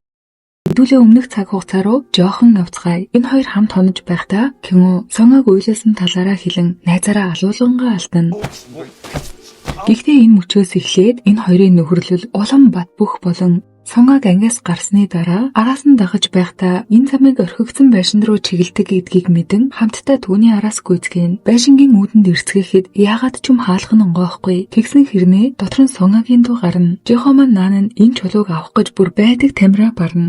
Гэхдээ бүр яг л цаанаасаа юм шиг Кёнгог хаалгыг өшөглөн онгойлгоод орсны дараагаар Жихо орох гэж байтал дахиад л хаалга төгжигддэг. Сонга Кёнгог хараад ямар нэгэн зүйл болохоос нь айн санаа зовн тэд хамтдаа гарцгаах гэж байтал хаалган ч онгойхгүй. Манай хүн нэг зүйлийг хараад таг гацаж орхино. Гэтэл үнэхээр аимшигтай зүйл болноо. Нөгөө мөш улмын сүүлийн өргөл гээд байсан нь Кёнгог байж таардаг. Нэг осондоо муу ёрын сүнсийг биежүүлэх санаатайгаар түүний зургийг өргөл болгож Сонга зургийг барин яагаад заавал Кёнгог гэж байтал муу ёрын сүнс нь хүсснээрээ биежин Кёнгогийн биед ордог. Гэрт нь байсан сахиус байхгүй. Жихогийн ганц хайртай тоглоом юмсан. Манай хүний нүд нь улаанаараа эргэлдэн байшин дотор байсан толинд өөрийгөө хараад л Сонгог харснаа сайн уу бөө гэж мэгээд Сонга Кёнгогийн биес гараач гэж урлахад чөтгөр тэгвэл би цогцыг наалах хэрэгтэй болж дээ гэснээ гадраас чулуу аван талийг хаглаад хагархааг барьж ирснээ түүнийг сүрдүүлж тэгснээ л эргээд сайн уу гэж мэдлэх ёстой юу гин Сонга тойртож байтал гэрт нь байх манай хүний сахиус маш хүчтэй байж тааран Кёнгогийн сүнс нь биендээ орж гардаг. Юу болоод байгааг тайлбарлаж уурлаж байснаа яг л галзуу мэд гараад гүйчихдэг. Энэ үед нь Сонгагийн ээж болон бусдын ирж таран нэг нь Кёнгүүгийн араас явн. Энэ хоёр ирснийхаа дараа Сонготой хамтдаа сүнсэнд шоглуулсан залууг арай гэж ухаан оруулан амийг нь авардаг. Нөгөө галзуу сүнс чинь хөхрөөд гүйж байтал араас нь Сонгагийн ээж, харин урдаас нь нөгөө чөтгөр. Түүнийг зогтсны дараа энэ хоёр ч харц тулгаран Сонгагийн ээж нь түүний замыг хагаад чи хүн байхаа болчихж одоо бол сүнснүүдийн үүр буцаад яв гэж хөөсөн боловч сэлэмнээс нь тас зуурчхаад юу ч болоогүй юм шиг цоо ширтэж байгаад ухаан алаад унчихдаг. За харин Сонгаа явхаасаа өмнө жиход Кёнгу руу огтхон жойртож болохгүйгийн захиж байгаад л явна. Кёнгугийн бид орсон сүнс эргэн тойрноо танихгүй, хаач мэдэхгүй. Гудамд дуулж байсан хүний мөнгөний савыг өшгөлөн хүн яахаа мэдэхгүй байхад чинь ямар ядаргаатай юм бэ? Гэртээ хайр гэд хөөчгдөг за. Яхаа мэдэхгүй цааш явж байхад нь усны сүнсэнд даруулаад байсан дараахан хүүгэн байдаг та. Тэрийг хэсэг бүлэг нөхдүүд булан шахаад мөнгийг нь дэрэмдэж байхад нь араас нь ирснээ. Ижилхэн дүрм тувдтай болохоор нь ийшээ яаж явахыг мэдхүү гэж байтал хажуу дахь нөхөр нь томорч байгаад нам цохилваа. Ингээд болоогүй. Тэднээс дэрэмдсэн байсан мөнгийг нь авахд ангийнх нь хүүхэд баярлаа гэд авах гэж байтал өөрөө авснаа түүнийг дагуулж явдаг. Гэхдээ нөгөөх нь зүгтэж байхад жихо олоод харчихна. Булан тариад гараад иртэл нөхөө хидийг ийм болгочихсон. Манай хүн итгэж ядан юу болоод байгаа юм бэ гэтэл чи өөрөө хий юм гэж байгаад найзууд гэдгийг мэдээд авчихдаг. Цаашаа явцгааж байхдаа Сонгаа чамтай ойртож болохгүй гэсэн байшин дотор юу болсон юм бэ гэтэл Сонгаа чи түн сайн биздээ намхан өгтөд дуртай байх нэ гэд бүр өдөж аваад жихо түүнийг сүнс гэдгийг ч мэдэхгүй чирхэн холгүй явснаа хэсэг уураа гаргаж авцгаадаг. Гэхдээ энэ нөгөө чөтгөрөөс арай л дээр юм биш үү те. Жихогийн авсан оноо хүртэл шоолоод түүнийг жоохон холдоо юугүй юу? Талент тусгал руу харснаа чи юугаа харав гэтэл тэр нь Кёнгу миний биес гар урдаас нь бараг шоолон би энд үрд байх болно гэснээ. Цааш явж байхдаа тоглоомон буун дуу сонсоод биеийн тавгэрхэж газар хэвтэн. Учир нь тэрээр дайнд оролцож байгаад амиа алдаж байсан сүнс бололтой чихээ таглан доошоо хараад байж байтал манай хүн нэрэн гарнаас нь натхахад Кёнгугийн сүнс нь буцаад орчихдаг. Гэхдээ Сонгаа үүнийг нь мэдэлгүй. Чи Кёнгугийн биес гарчих гуйж байна. Биднийг анх удаа уулзаж байхад тэр бунхан руу уруу байдалтай орж ирсэн ингэсэн хүмүүс 21 хоногийн дотор үхэх тавилантай. Би Кёнгуг яасан ч ингэж явуулж чадахгүй. Зарим хүмүүс түүнийг өөрийнхөө үзэн ятгахад хүргэсэн. Өнөөдөр 21 хоногийнх нь сүүлийн өдөр түүнээс цааш тэр чөлөөтөө амьдрч чадна. Гин чин сэтгэлээсээ гуйхад нь Кёнгу арай ядан нулимсаа төвчин. Тэгээд чи яагаад ийм зүйл хийх ёстой гэж Сонгаа тэр бол миний анхны хайр. Энэ үед манай хүн өөрийгөө Кёнгу гэхэд сандраад л гарыг нь тавьчихна. Тэгэхээр нь нөгөө сүнс харин гарнаас нь байхаар нь Кёнгу ингэж учрыг нь мэдэн гарнаас нь натгаад л гэртээ аваачин нөхрөө дагуулад ирж байгаа юм шиг ээж нь хараад мэдээж гайхна. Оруулсныхаа дараа зан үйл хийхээр ширээгээ бэлдэж Кёнгу хүлж байгаад Сонгог холдуулахад сүнс биенд нь орон шулумнуудаа намайг тайлаач гэдэл орилно. Гимгүй бөөг маань харснаа бас юу вэ? Чи эрэгтэй юм уу? Эмэгтэй юм уу? Гэснийг нь сонсоод саяхан л Сонгог холд гээд байсан хүн хурдан гараа тавь. Ингээд байцгааж байхад бэлтгэл ажил дуусан сүнс залиулах зан үйл эхлэн буунаар өвсөөр оруулгаж байхад гिचгэнд хүрээд байх юм гинэ. Сандарч ирээд л дүүпөө цацхад нөгөөхөөс нь амснаа. Амттай юмаа самар амтагдаж байна. Дахин аргаа өөрчлөхөд амсаж үзнэ. Энэ гихтээ амтгүй юмаа гэж үү. Ингээд манай хэд өөр арга болохоор ярилцаж байхад нь сүнс нууцаар хүлээсээ тайлчдаг. Тэднээс зүгтэж байхад нь Сонгаа арай гэж араас нь тэрээд өнөөдрийг л даван туулах хэрэгтэй байна. Дахиад нэг шүн би чадах бүхнээ л хийж байштэй. Үнэхээр хэцүү юмаа гэж ойлгоход Кёнгу гарнаас нь натхна. Ингээд нэлээд хэсэг хугацаа өнгөрсний дараа дотог шоруулан дөрвөн мөчнөөс нь хүлж байхдаа Сонгог төр холдох төдийд хөөе хөгшин бөө минь миний үе мөчөөр тасдахгүй юу гэж орилон ээжд нь бүр хэлэх хүүхч олдохгүй. Энэ хоёрын айж байгаагийн тэдний эцсийн шийдвэр нь хүлээтэй хамтд нь хонуулах. Ээж нь гарахдаа хөөе чи гарнаас нь хитэрч болохгүй шүү гэж хатуу анхааруулж байгаад л гарлаа да. Нөгөө чөтгөр чинь үхлийн ирмэг дээр байхад нь Сонгогийн ээж гэртээ авчран асраад дөнгөж ухаан ордог. Чи асуудалд орхоо мэдэж байж яагаад намайг аварсан юм? Үхэх гэж байсан байж яасан олон юм ярьдаг юм? Гэт дуугүй болгоно. Кёнгугийн нойр хүрхгүй хөвдөж байтал манай хүн унтаж байхдаа найрандаа түүнийг тэрвэрчдэг. Гэтэл маргааш нь нөгөө сүнс чинь бас л зүгтчихэж бас нөгөө бүгийн хувцсыг өмсчихсэн. Явсаар байж сургуулийг олоод иртэл байт харваны багштад харна. Арай гэж оруулж ирэн хувцсыг нь солиулаад энэ одоо юу вэ? Хандивны хайрцгийг ухвал үүнээс илүү гой хувцс байгаа байх гэдэл өглөж байгаад л талбай руу гаргадаг. Гэтэл яагаад ч юм Кёнгугийн үйл хөдлөл орж ирэн онцглоогийн баярлаад хөөрөөд байдаг жихо холоос нүрний хуйрлыг нь харсан хэрнээ юу ч бодолгүй урдаас нь очиход ингэж багш нь орилон байж боловсны дараа жихо чи Кёмү биш бидтэй гихт нь түүнийг өшгөлөөд зүгтаачих нь нөгөө шулмын би уламд ордож үхэхээс нь өмнө сонгогийн ээж үлдсэн хараалыг арилгахаар болдог.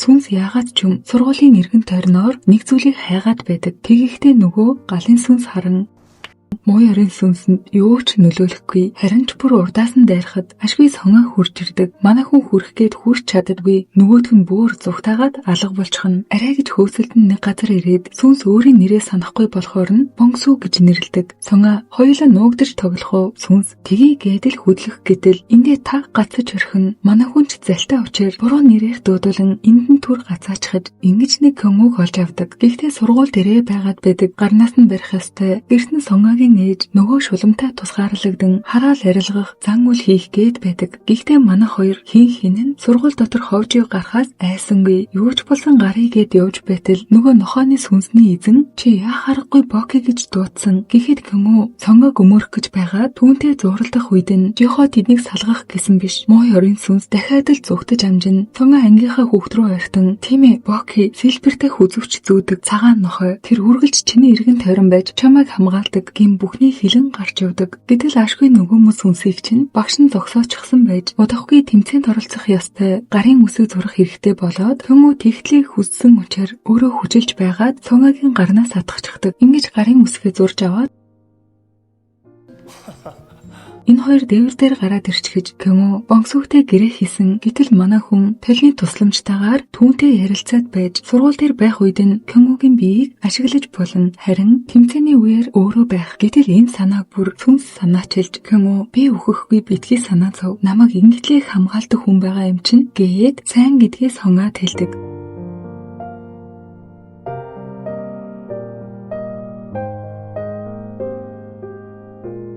За нөгөө бүсгээд хараал арилгах зан үйл эхлэн. Энэ үеэрээ тэрээр өмнөх цаг хугацаагаа дурсдаг. Нас барчсан бяцхан хүүхдээ тэрээд эргээд ирээгчтэйгэн зан үйл хийгээд сууж байхад нь сонгогийн ээж болон авах эгч нь бүсгүйдээр ирээд ёслолыг нь нураажээ. Хүүхдэд маань хувцас аваагүй хэрнээ яг таарсан авсыг нь бэлдчихгээд одоо түүнээс ам асуухад хүүхдээ нас барчхаад байхад чинь тушхан та хоёрын хоорондох холбоо муу ёрын үүлийн холбоо болж хувирдаг. Буруу ивент тэтгэгчтэй үйлчилж уурчин бүү болж дэгэн хүүхдээ амар амгалан явуулалгүй муу ёрын сүнс болгож яаж зүрхэлвэ гин дахин зан үлээ үргэлжлүүлдэг.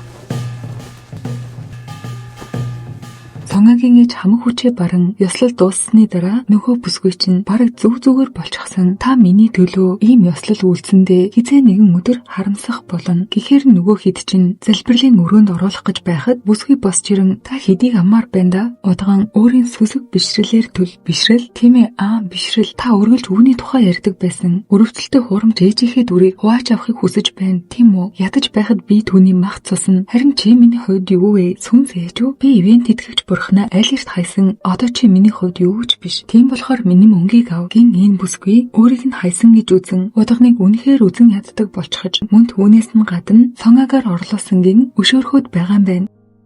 За манай хоёр хөөрхөн чинь салхаа байсан. Юмл бол хөдлөлцөн хаач явсан цуг гэж мэдэрээ. Жихо тусгаалan уулзаад та хоёр үерхэд байгаа юм уу? Хүмүүс буруугаар ойлголоо штэ гэтэл сонгоо үгүй гин сандрахад харин Кёмү үгүй гэж хэлэх ёстой байсан юм уу? Гэдэл бүр толгойг нь эргүүлчихнэ. Бараг л тиймгээ хэлчихлээ. Өөрөө ч сонгоо сайн гэдгээ хэлэн хэсэг хугацааны дараа манай хоёр салах ёс хийж л гарнаас нь тавьдаг. Нөгөөх нь байхгүй хараал ицсэн бөөмн гэдэл орлоод эхлэн. Эргэж хараад ариун цэврийн өрөө орсны дараа усны сүнсийг харж чочсноо. Хөө чи энэ бол эрэгтэйчүүдийн өрөө. Цаана нь Кёмү чи хинтээ яриад байгаа юм бэ? Гэдэл энэ хэдийн маань ойрын амьдрал нэг иймэрхүү. Энэ ихтэй бас нилээн сахилгагүй хүн байсан байхаа те.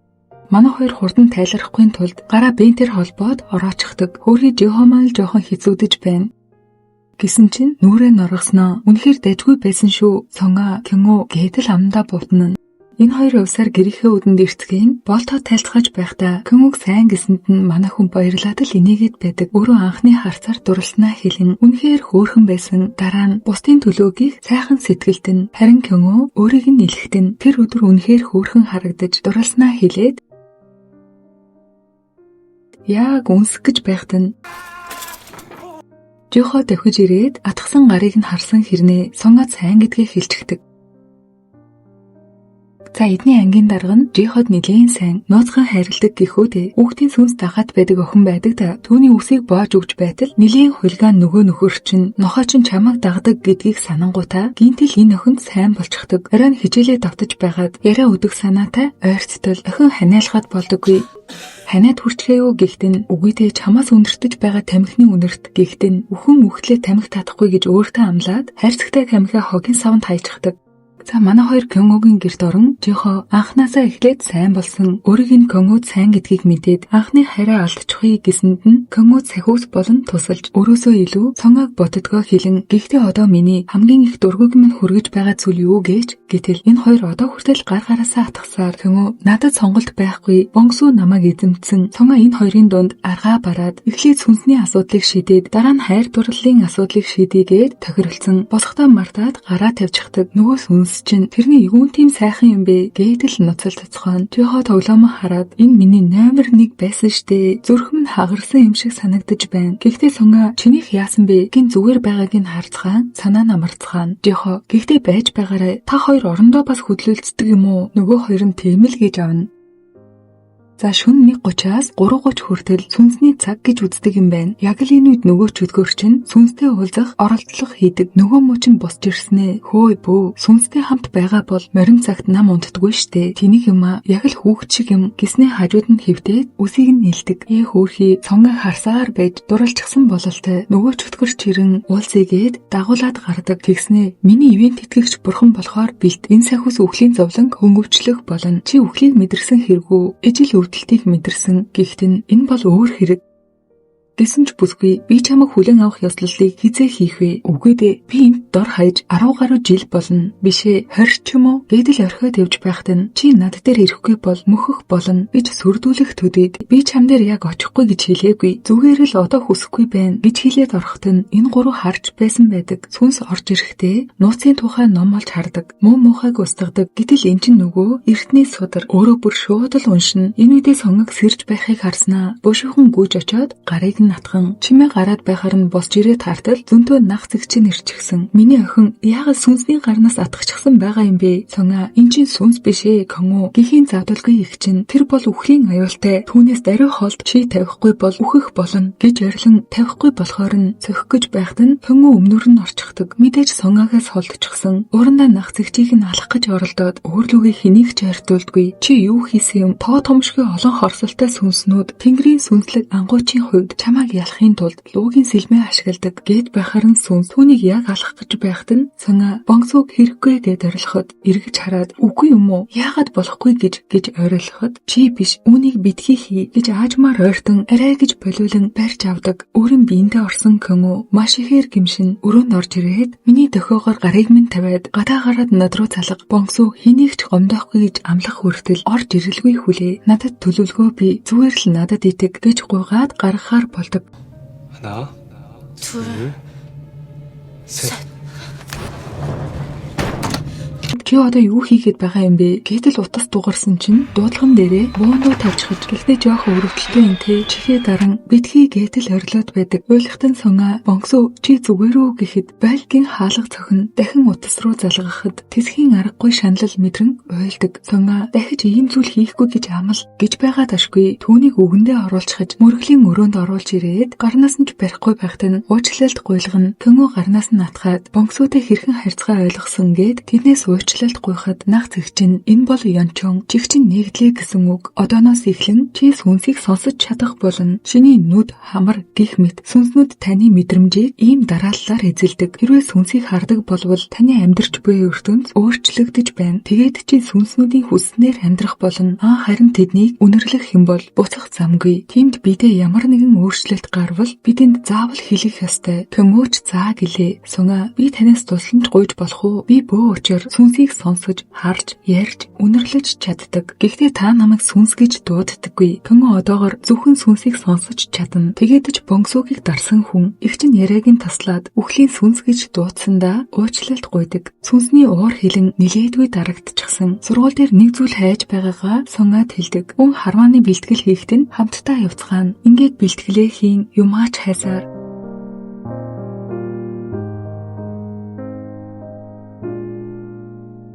арай шуламд хараад чи хүүхдүүдтэй тоглоод байгаа юм уу? Ухаан орж үз. Хэрв түүний бие дүлдвэл чи мөхөх болно. Урдаас нь харин чи ивент итгэгч сахиусгүй бол бөө болж чадахгүй гэж сүрдүүлэхэд нөгөө шуламж нь айж эхэлдэг. Гэхдээ ингэж байгаад нэг арга олчихноо. Бонсог бүр өөрийн бие дээрээ сүнс дарах сахиус бичүүлдэг. Гэхдээ энэ нь ганцхан өдрийн хүчинтэй. Сонгоо тэгвэл би өдөр болгон бичвэл яах вэ? Гэтэл ганц удаагийн боломжтой байж сахиусыг бичиж дуусаад сонгоо баталгаажуулчихъя гэдэл боссон чинь хөл алдаа дунчихдаг. Тэдний ингэсэн шалтгаан нь өнөөдөр бол Кёнгогийн тэмцээнтэй өдөр нь. Гэтэл нөгөө шуламж нь энийг нэг хооронд нь холбох сахиус бичэн зан үйл хийдэг.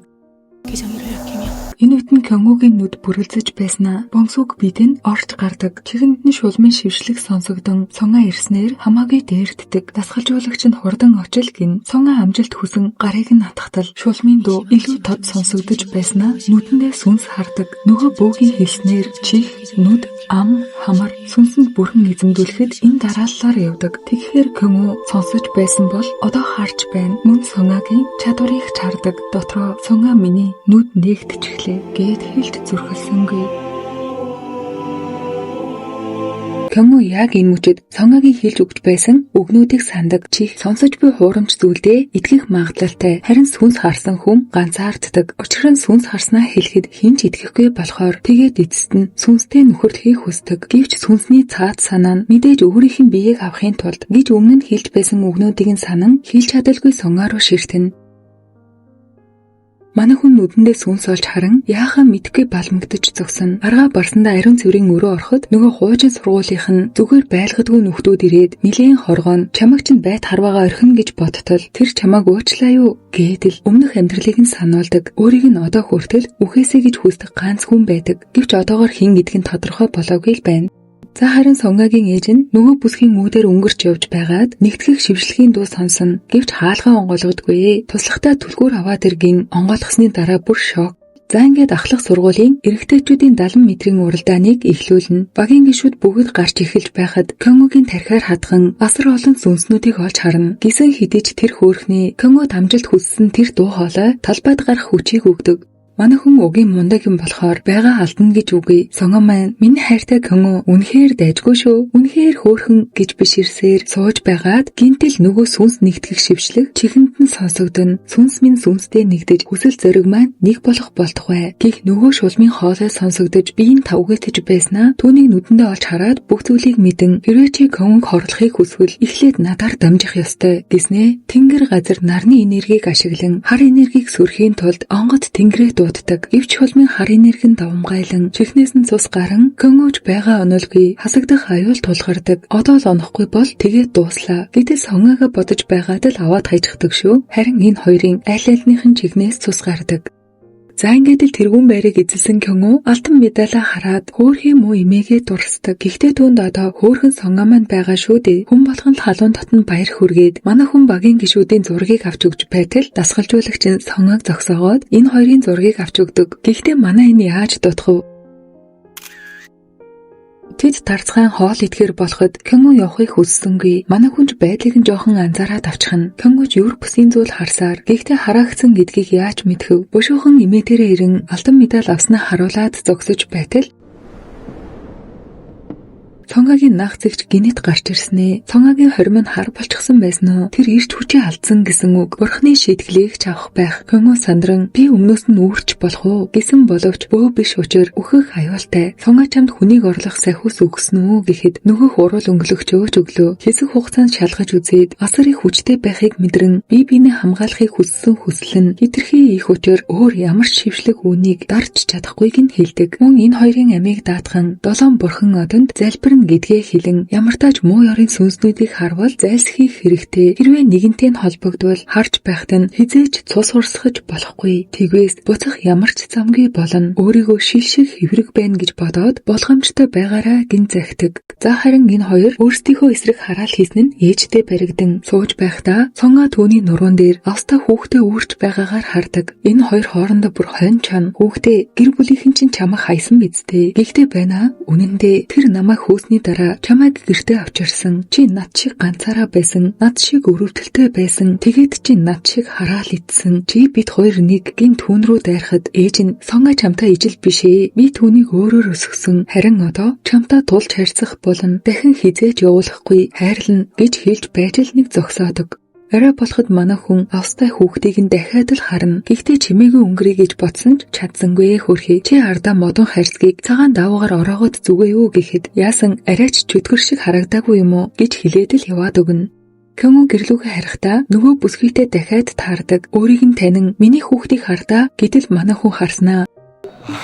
Ямар хөөрхөн юм бэ гэж өхөөрдөж байна гэж бодтол айсандаа бүр алга болон за зөөгтөөд арай гэж амьсгал аваад хажуудах хүнээсээ зөг тусан ёо чи хүн байсан юм уу гэтэл ягаав нөгөө бансуугийн хөөгөөд байсан хүн эсэргээрээ өөрөөс нь зөөгтөөд гүйчихнэ. Энэ мөчтөө ангийнхаа дараахан хөөгөөнийг хартал араас нь амиа хорлох бодолтой хүмүүсийг дагдаг сүнс мэдээж нөгөө өөрөөс нь мөнгө нэхэд байдаг гаруудаас болж байхгүй юу? Манай хүн нөгөө хүний хэлсэн сүнснээс хол бай гэснийг нь бодож байгаад ангийнхаа хүүхдийг алдчихдаг. Орж ирэхэд Сонга маань байдгаараа нурмаачихсан. Сэтгэл санааг нь яаж засахаа мэддэггүй. Өрөөгөө их гоё төгжүүлжээ. Гих мэд яриа ярьж байгаад нөгөө тэмдэглэлийг олж хардаг. Сонга авах гэж босч ирэхэд өгөлгүй амиа хорлох сүнс гих мэд уншиж байхад нь би чамайг битгий унш гэж хэлсэн. Яагаад үргэлжлүүлээд байгаа юм бэ гэж Сонга уурлаж шүүр чаван буцаад явахад нь Сонга намайг уучлаарай гэсэн ч ярилцахыг хүссэнгүй. Ингээд унтахаасаа өмнө хин хинийх нь нойр нь хүрэхгүй. Нэгнээсээ уучлалт гуйдаг. Кёнго дотроо хэрвээ Сонга миний сүнс хардаг гэдгийг мэдчихвэл их шаналх байх гэж бодож байтал манай хүн унтчихж нойрондоо дээрээс нь мөхрөөдөл ороод ирнэ.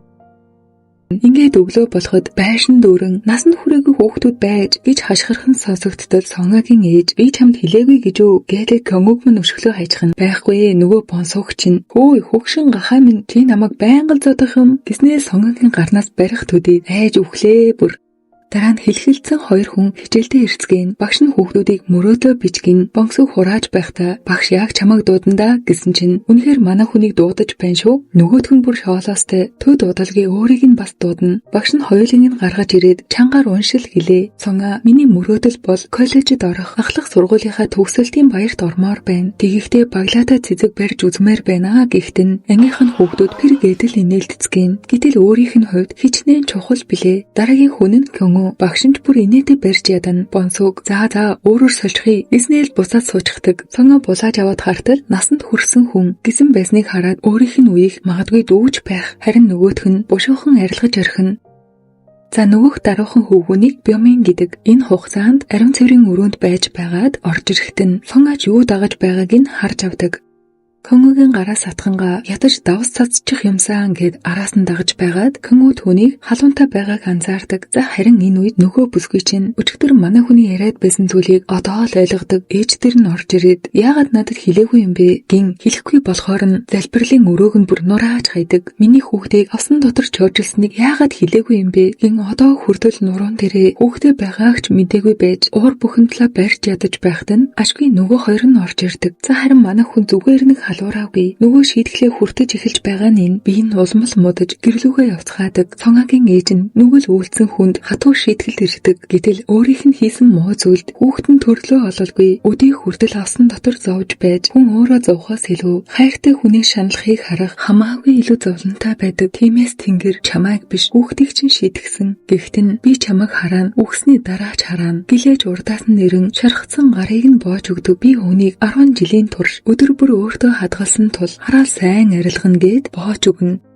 За ингээд дараагийн өдөр болж Бёминоос одоо хүртэл нөгөө хүүхдүүд нь мөнгө нэгсээр энэ нь дэндүү дарамттай байгаа учраас хоолны хичээлийн үеэр эргэн тойрноо ажиглаж байгаад нэг хутгийг нь авчихаж гэхдээ түүний явж байхад нь манай хүн араас нь дагдаг. Кёнго сүнстэй ойртож болохгүй учраас явцгаая гэсэн боловч Сонга эсэргүүцэн ганцаараа эрэгтэй ариун цэврийн өрөө ороод түүнийг гараад ирээчтэй гэж гуйдаг. Кёнго түүнийг ганцаарингийн орхилгүй араас нь дагаад орлоо. Энэ үед өмнө нь өөрт нь юу бодогдож байсныг санаад хаалхыг нь нэвдлэж орон хутгийг нь булаах гэж байгаад самсргүй өөрөө гэмтэн цус гарсны улмаар яагаад ч юм ярьж чадхаа болчихдог. Ингээд Кёнго сүнсний үнэрийг мэдэрдэг болж цусанд ойртсноор амьд ч биш, үхсэн ч биш болдог.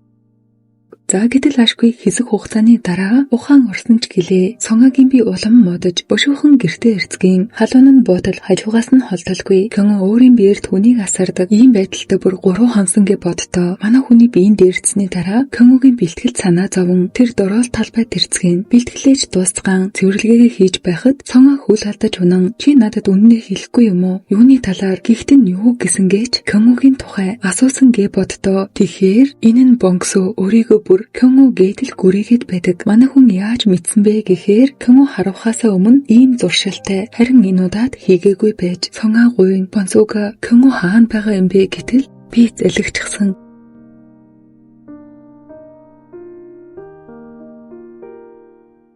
Бонсог мүзэлэг анхнаасаа л бүгдийг мэдэж байж Кёнгог сүнсэнд ойртохдоо цус хүргэж болохгүй нөгөө бүсгийгээ сонсч илдээ. Тэгээд мөн хүслэнж биелж манай хүн ухаан алдаж сэрсний дараагаар өөрийнх нь бид ухаан орон тэр чигтэл гүрийчгэж харин энд нөгөө бөө найзаагаа гэж бодон шулам санаа зовоод уугаад сууж байтал нөгөө найз гээд байгаа хүн нь ухаан алдуулаад сахиусыг нь хулгайлчихдаг. Дараа нь хамаг юм аван бас л ямар нэгэн зүйл сэдсэн бололтой нууцаар гарч явсан ч манай хэд аль хэзээ мэдчихсэн байдаг. Гэхдээ юу ч болоогүй байхад төрүүлж байдлыг ажиглахаар болдог. Нөгөө бүсгүй чинь бүхийн хэрэгсэл зардаг дэлгүүрт ирэн юм худалдаж авч байхад худалдааны ажилтан нь алчуурыг хараад та хоёр эвлэрчгээ юу гэхэд 10 жилийн өмнө энэ хоёр энгийн сайхан харилцаатай байсан ба өөрөө түүнд үүнийг авч өгч байсан.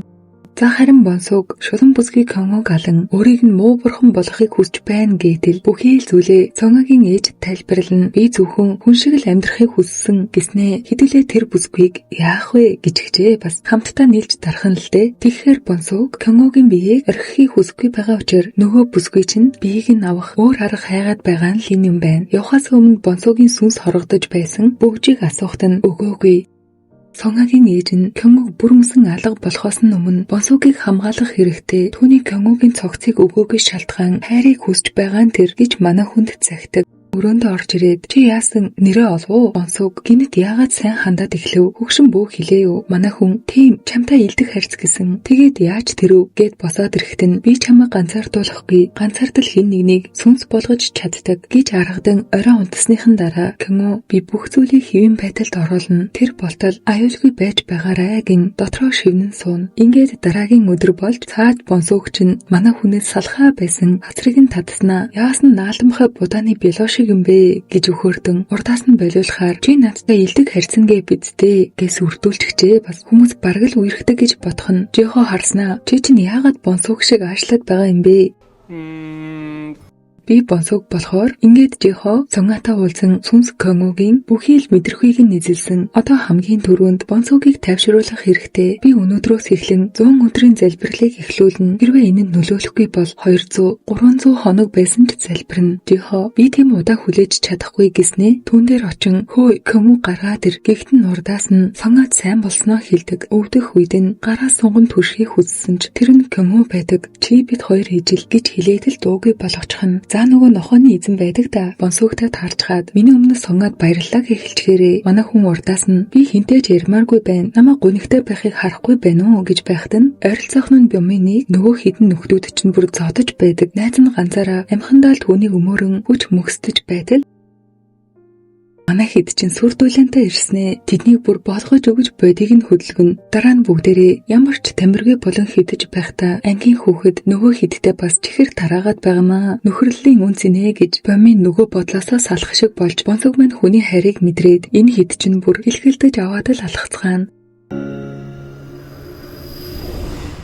За ингээ манай хүн гэртээ орж аван тамирчны биеэр зодон хийлээ гэд өгөлж байхад нь бонсог хөөе бөө чи нэг зүйлийг мэдхүү чи ууртаа байсан ч хөөхөн гэж хэлснээр л зүгтчих нь дараагийн өдөр болж Сонгоос сэргээд хартал манай хүн байдаггүй гэтэл бэлтгэл хийхээр ирчиж Сонго гайхан асуудал байд харва бол Кёнгогийн хувьд бүх зүйл нь гэдэл юм хөөхөн хүн чанартай сүнс вэ мөн ангийнхантайгаа нийтэж байгааг Сонгоч анзаардаг гэртээ ирэн Кёнгог ингээд замхраад алга болохоос ихэд хайж их санаж байгаагаа хэлэхэд хажууд дахь буу нь 1:30-аас 3:30-ийн хооронд уулзаж болно штэ. Гэхээр нь манай хүн гинэд санаж шүн дунд Кёнгогийн нэрээр нь дуудан сэрэтэл үнэхээр Кёнго цонго маань баярлаад шууд л тэрвээ тавдаг. За гэтэл зарим сүнснүүд хүний дурсамжин дотор байх ба Кёнго ай модонд алхахдаа хоёр цэргийг олж харсан. Энэ нь мэдээж бонсогийн дурсамж. Манай хүн хэлэхдээ цэргүүдтэй аль болох дотносох хэрэгтэй. Тэгж байж магадгүй бонсог яагаад энд хорогдсныг олж мэдэж болох юм. Дараа нь сүнсийг харагдаж чадна гэж захиж байтал явах цаг нь дөхөж хордхон тэрвэрлэн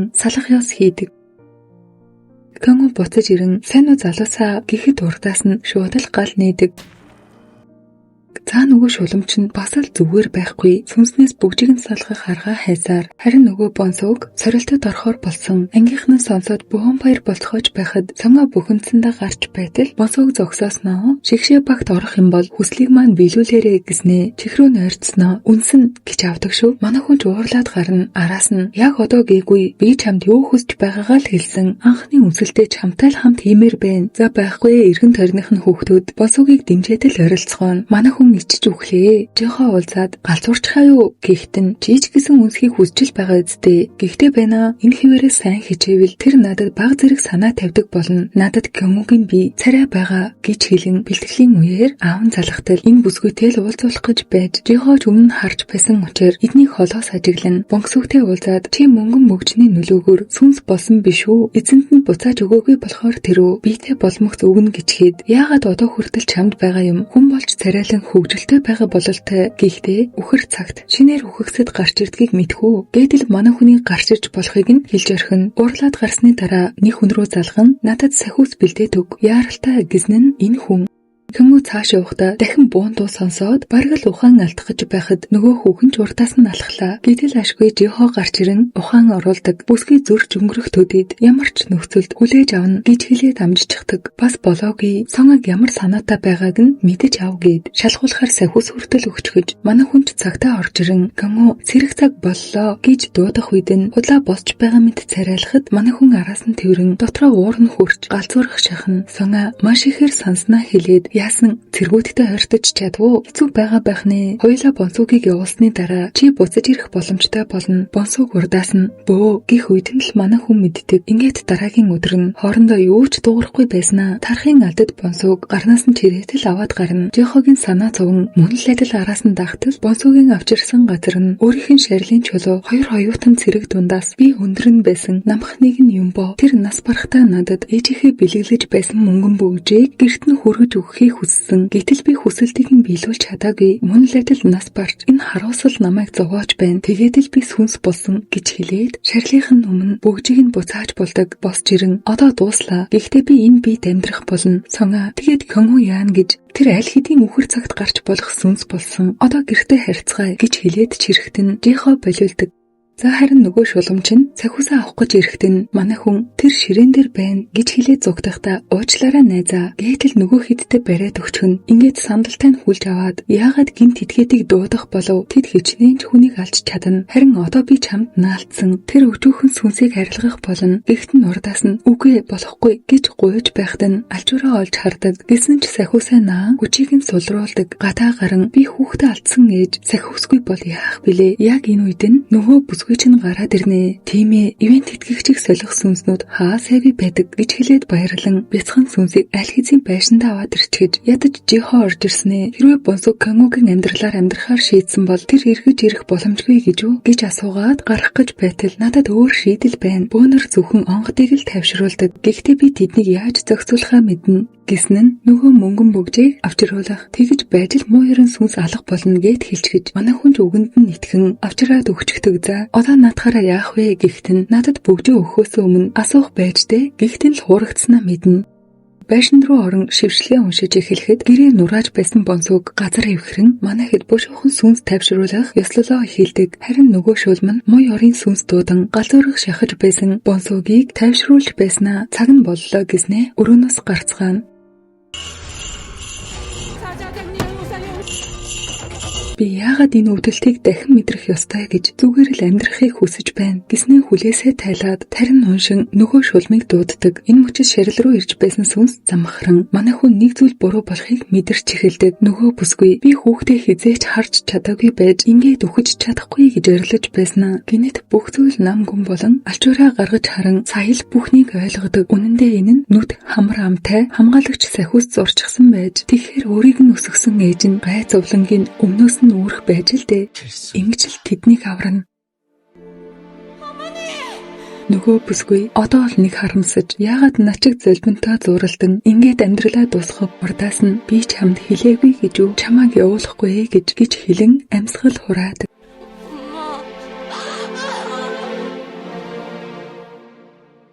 За бонсууг Цонгагийн ээжээ гэж ойлгох чимээнээр түүнд хэрхэн юу тохиолдсныг мэддэг. Харин гадаа үдэнд нь нөгөө бүсгүй муу ёрын сүнс минь хаалгаа нэ гэм бачууртлаа ойрлож нүдэж байгаад ортол аль хэзээ бонсууг гараад явчихаж тэгэхэр нэрэгч хараад явж байхдаа Цонгаатай тааран сүнсийг заавал олох хэрэгтэй гэхт нь манай хүн зогсооно. Энэ мөчид бүсгийн үннээ хэлэн муу сүнсийг зуудах хүний амийг авсан нь Кёнгу байсныг нь хэлдэг. Цонгаа чи түүнээс ялгаагүй ээж чамайг аврахын тулд амиа золсон гэж хамаг чангаараа хашгиран бүсгүйч та гацж орхино.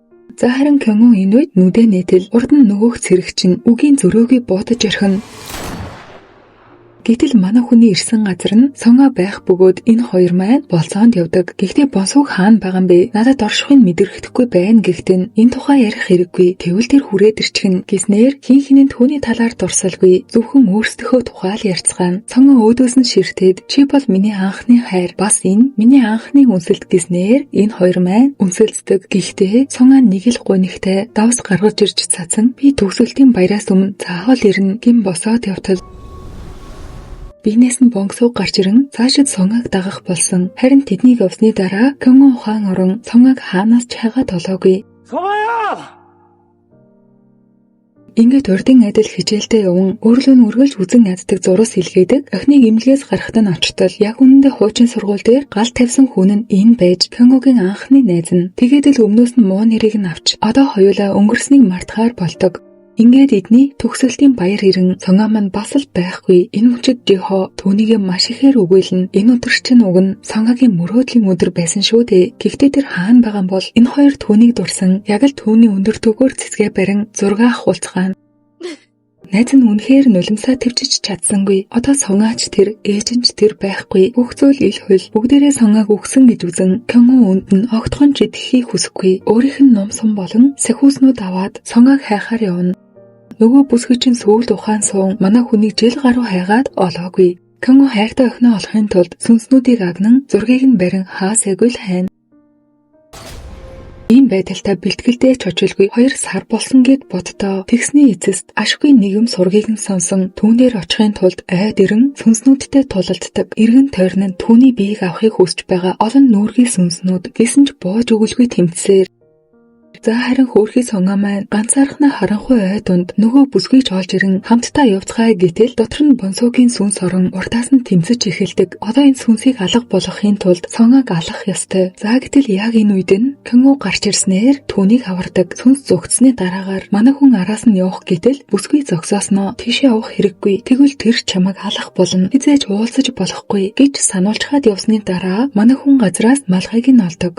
Ингээд бас нэлийн хугацаа өнгөрөн Кёнгуч байд харванда амжилт гаргасаар Жихо энэ хоёр үргэлж холбоотой ба Цонгагийн аав эгч буюу настай бүү манай хоёрыг хамгаалах сахиусыг нь өгдөг. Кёнгу авсан аваргын медалуудаа одоо хүртэл өрөөнд нь хадгалдаг. Өмсөгийн удчихсан дүрм тувцыг нь хараад нулимсаа барьж ядан зогсоно.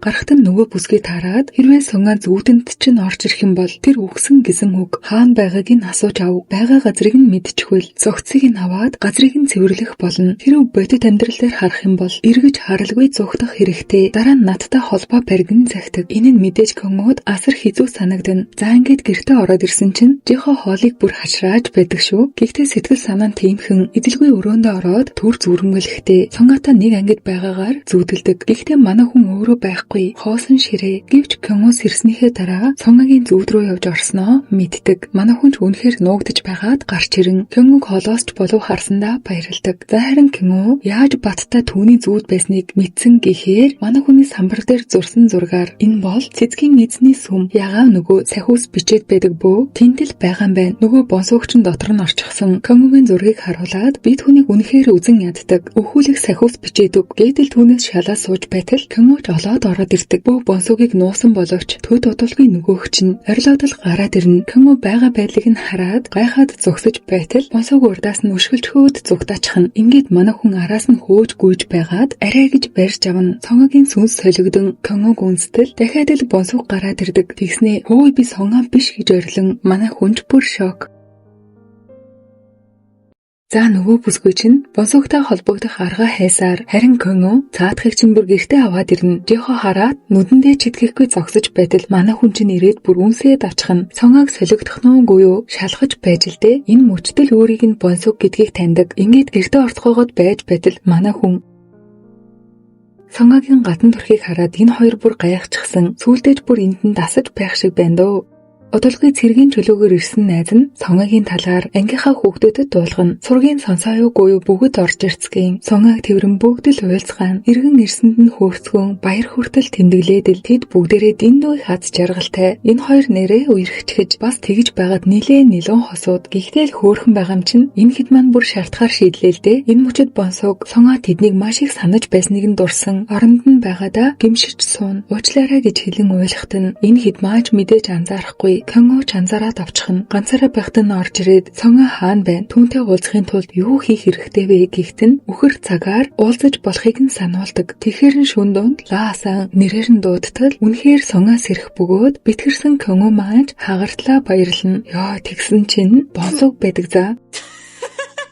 Сонгоо чи намайг сонсож байна уу гэж дурайч энэ төр өөрийг нь бүр шоолоод байдаг. Дараагийн өдрөнч мөн адил үдсөөр сүүлдээ Кёнгогийн төсвөр алтран хүчээр шахуул болиулна. Гэхдээ ингэсэндээ гимшин автомат тоглоомноос гаргаж ирсэн чихмлээ авчиран бонсуугаас уучлалт гуйдаг. Гэтэл урдаас нь Кёнгог бөөгийн оронд үхээдэг гэж гуйдаг. Манай хүн ч эргэлзэхгүй. Үүнийг яаж хийх ёстой вэ? Гэтэл өөрийнх нь зүуд болох мөрөөдлийн ертөнцид оруулаад Кёнго биш бонсууг мэд жүжиглэх гэж захидаг. Хэлснээр нь ч нөгөө ангид орж ирэн нуугдаж байгаа газар нь ирээд өшгөлөн Сонгооч гараад ирнэ. Ингээд Кёнго урдаас нь ихсэлж харж чадалгүй. Цаашид бонсууг мэд худлаач үжиглэн. Гэлээж Сонгоо танин зугтах гэж байхад нь Кёнго түүнийг тас тврээд авчихна. Дараа нь гараас нь атгаад энэ бол миний зүуд биш чиний зүуд. Би анхнаасаа л мэдэж байсан. Өнгөрсөн хугацаанд ганцааранган норхисонд уучлаарай гэж хэлээд л үнсдэг. Ингээд Кёнго болон бонсуугийн хүслээр Сонгооч исэн мэд буцдаг. Гэхдээ мэдээж бонсууг Кёнгогийн бид орно. Гэхдээ яг одоо бидний харж байгаа бол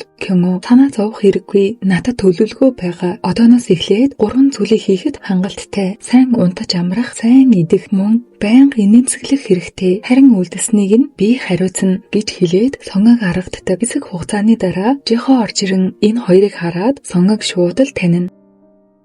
Ингээд баярлсандаа хоол хийж эхлэн харин Сонгоо сэрээд өмсөх хувцас олдохгүй их л зовно. Манай хоёр бонсуугийг шоолж байснаа Кёнгогийн хувцаснаас өмсөхөр болдог. Гарч ирэхэд найз нь дуртай хоолнуудыг нь хийчихсэн. Ингээд л гуруулаа болж аваад амтархан хоолоо идцгээе. Жихо энэ хоёрыг ажиглан гэрээс нь явахаар шийддэг. Гарсныхаа дараа зүрхээ даран өвдөж байна шүү. Гэтэл анхны хайраа орхиод явлаа да. За ингээд Кёнго Сонгог унтаж байхад нь бонсуугийн бүгжийг аваад Сонгог ширтэж байгаад газар дээр нь үнсэн салах ёс хийж байтал нөгөө бүсгүй ч орж ирэн энэ хоёрын хамгаалагч сахиусыг гаргаж ирэн устгаад орны хажууд захиа орхин гарч явцгаана. Одоо бол Кёнго үхэж байж л энэ бүхэн дуусах ёстой. Сонгог аврахын тулд аль хэзээ шийдсэн шүү дээ. Тиймдээж бөө бүсгийг дуудсан байж энэ хоёр ойд ирцгээе. Машинаа тавихаас өмнө бүсгийн өмнөх үйлслүүдтэй уучлалт гуйгаад Кёнгогийн сүнсийг өвдөлтгүйгээр хөндлөн гаргана гэдгээ хамалдаг. Ийхүү хар сахиус нааснаар бонсууг солигдсон нөгөө хизгүй байшиндаа ирцгээе. Гэтэл муу ярын сүнсийг хөөхийн тулд хоёр хүний амь хэрэгтэй бөгөөд зөвхөн Кёнгогаар зогсохгүй. Энэ бүсгүйч үхэхээр шийдсэн талаараа хэлдэг. Ингээд ёслолын бүх зүйлээ бэлдэж дуусан. Хоорондоо улаан утсаар холбогдоод яг эхлэх гэж байтал нөгөө бөөнөр энэ талаар мэдэн ирцгээе. Одоо ч хориотойгүй байна. Хаалгаа нэ гэж орилдог. Энэ үед бонсууг өөрийн цусаараа хинч орохоргүй болгон хориг тавьдаг. За ингээд л энэ хоёр зан үлээ эхлэн бөөнөрч ингээд боож өгөхийг хүссэнгүй. Дотор байх хоёр асар их өвдөлтийг мэдрэн сонгоо сэрэлгүй мөрөөдлийнхөө коллежид 4 жил болно гэж байхад нь ээж нь тэгээд дараа нь яана гэж чи бол бөөгийн сонгоог ухааруулан зүүднээс нь сэрээдэг. Хажуудаа байгаа захиаг хартал үүнийг унших үед бүх зүйл дууссан байх болно. Гэхдээ нэг зүйлийг санаарай. Каму чамд хайртай учир мөн чамайг аврахын тулд энэ бүхнийг хийсэн цаашид амьдр гэсэн захиа байжээ. Сонгоо оройтойгүй би тэднийг аварч чадна гин өөрийнхөө эвээгч бурхныг сэрээхийн тулд хамаг чадлаараа л хичээн. Газар сөхрөн эвээгч бурхнаа харагдахын тулд тасралтгүй гуйж байхад нь гадна байх бөөнөр бас л хамаг хүчээ шавхацгаана. Ингээд л удалгүй сонгоо дээр генералын сахиустай ээж нь цэргүүдийнхээ хамт орж ирэн охиныхоо хүчийг буцаан өгдөг. Ингэж л нөгөө байшны өмнө хөтлөн авч ирээд онцгой чадвартай сонгоо маань ээжийнхээ сэлмийг өвлөн аваад торох юмгийн хаалганы хориг талин ортол. Ашгүй энэ хоёр хараахан үхээгүй байж тэд бүсгийг аваад гарсны дараа сонгоо бонсуугээс жинхэнэ нэрийг нь асуутал Жан Юмбо гэж хэлснээр түүнийг үдэх зан үйл эхэлдэг. Бонсуугийн сүүлийн хүсэл нь юу байсан гэж сонгоо ганц л удаа чанга тэврэх дараа нь бөө баяртай гэж хэлээд л бонсууг бүр мөсөн явдаг. Ингээд Кёнгуч буцаж ирэн бүх зүйл дуустдаг. Сурагч цэрэг ганцаараа ойд шархтан хэвтэхдээ айсандаа болоод төсөөллийн найз бий болгочхож тэгээд л тэндээ үрд гацсан сүнсэн амгалан болоогийн нинэн байна. Кёнгу тэрч харагдсанаар өөрийнхөө нэрийг санаад одоо л тэр тайван явдаг. За ингээд олон жилийн дараа манай хүн одоо хүртэл давсаа цацсаар л явна. Гомдолтой сүнснүүдийг чаргадан энэ хоёр маань бүхий л бэрхшээлийг даван туулцгаан хин хинийгээ хүлээс аварсан одоо нэгэнт бүх зүйл ард хоцорч. За ингээд энэ хүртэл үзсэн хүмүүстээ маш их баярлалаа. Хэрвээ кинон таалагдвал дараадаг юмнуудаа дарахаа мартваа. Дараагийн олон гоё кинонуудаар уулзна гэж найдаж байна. Тэр хүртэл түр баяртай.